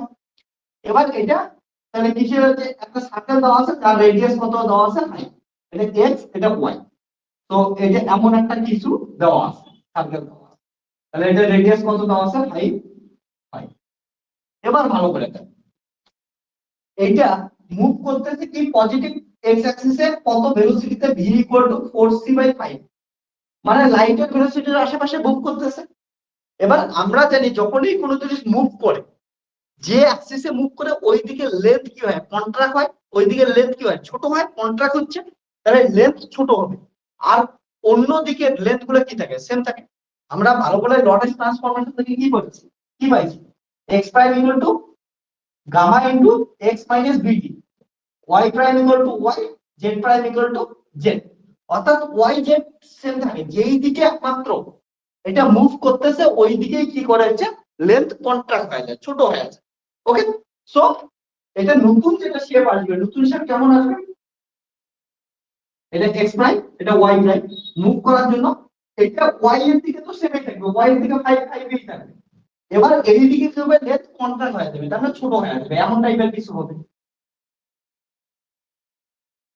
তো এটা কিসের আসলো, এটা সার্কেল ছিল, এটা ইলিপস হলো। ওকে, এবার কথা হচ্ছে আমাদের find the equation of the new shape বলছে, তাহলে ইলিপসের ইকুয়েশন এটা তো 5 এর আছে, তার মানে আমাদের এটা বের করতে লাগবে, অর্থাৎ x প্রাইম এর মান বের করতে লাগবে। এটা থেকে যদি বের করিস x প্রাইম ইকুয়াল টু কত আছে, x মাইনাস বিটি বাই হচ্ছে রুট ওভার কত 1 minus B square by C square, শেষ। এটা x এর মান কত দেওয়া আছে, 5 দেওয়া আছে, তাহলে 5 মাইনাস ভি। ওকে, একবার পড়ে চলে গেল, বা লেন্থ কন্ডাকশনের সূত্র বসায় দেয়, ওখান থেকে করে হয়ে যায়, লেন্থ কন্ডাকশনের সূত্র বসায়।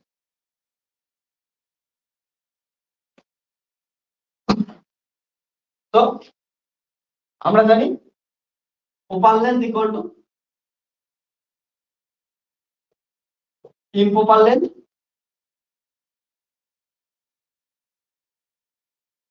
বা মুভিং লেন্থ, যেটা বলতাম বাই হচ্ছে root over 1 minus B square by C square. আমাদের হচ্ছে প্রপার লেন্থ কত দেওয়া আছে 5, ইমপ্রপার লেন্থ বের করব,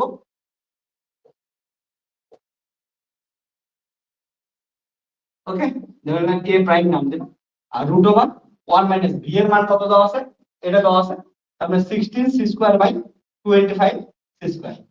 তো এখান থেকে আসবে a প্রাইম ইকুয়াল টু আসবে 5 ইনটু 5 সি স্কয়ার কাটলো 9 3। তাহলে a প্রাইম ইকুয়াল টু কত আসলো হচ্ছে 3। সো এটা কত আসলো, এটা 5, এটা আসলো হচ্ছে 3। তো shape of new equation of new shape is x by x এর দিকে কত চেঞ্জ হলো 3 square, x square by 3 square plus y square by 5 square equal to 1, which is the equation of ellipse. Okay, তাহলে এটা আসলো।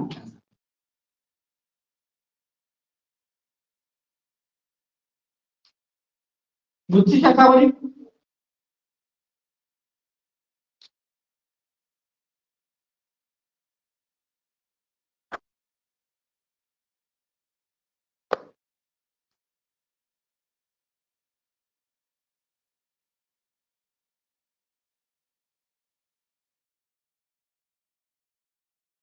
হ্যাঁ ফ্রেমের বলি, ফ্রেমটা যেমনটা মুভ করতেছে শেপটাও অমন করে মুভ করবে, ঠিক আছে।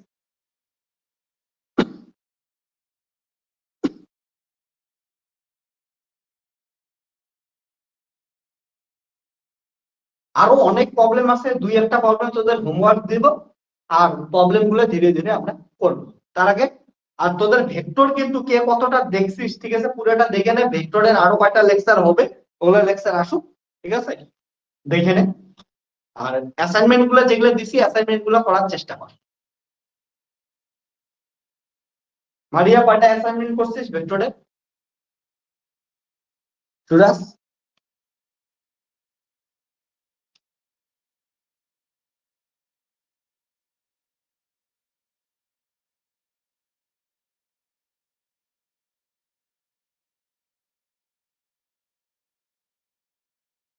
অ্যাসাইনমেন্ট গুলো সবাই করে নে, ওকে। আর ভিডিও দেখ, অ্যাসাইনমেন্ট কর। এখন থেকে অ্যাসাইনমেন্ট সবগুলো করার চেষ্টা কর। আমি 4টে অ্যাসাইনমেন্ট দিছি, 1 নাম্বার তো উত্তর করা দেওয়া আছে, 2 নম্বরের উত্তর আমি আপলোড করে দেবো, করে নে, 3 4 করে দেবো, ঠিক আছে। এখন তোরা নিজেরা প্র্যাকটিস কর, ভেক্টর তাহলে কমপ্লিট হয়। ওকে, আজকে এতটুকুই। আর হোমওয়ার্ক আমি তোদের পাঠিয়ে দেবো গ্রুপে। আজকে তাহলে এতটুকুই আমার পড়ানো আছে এখন, ওকে। আজকে তোদের এখন অব্দি আমার হচ্ছে 4 নাম্বার ব্যাচ চলছে, তারপরে আরো একটা আছে 5 নাম্বার ব্যাচ, ওকে। চল তাহলে টাটা আজকে, গুড নাইট। আর পর ভালো করে, ওকে।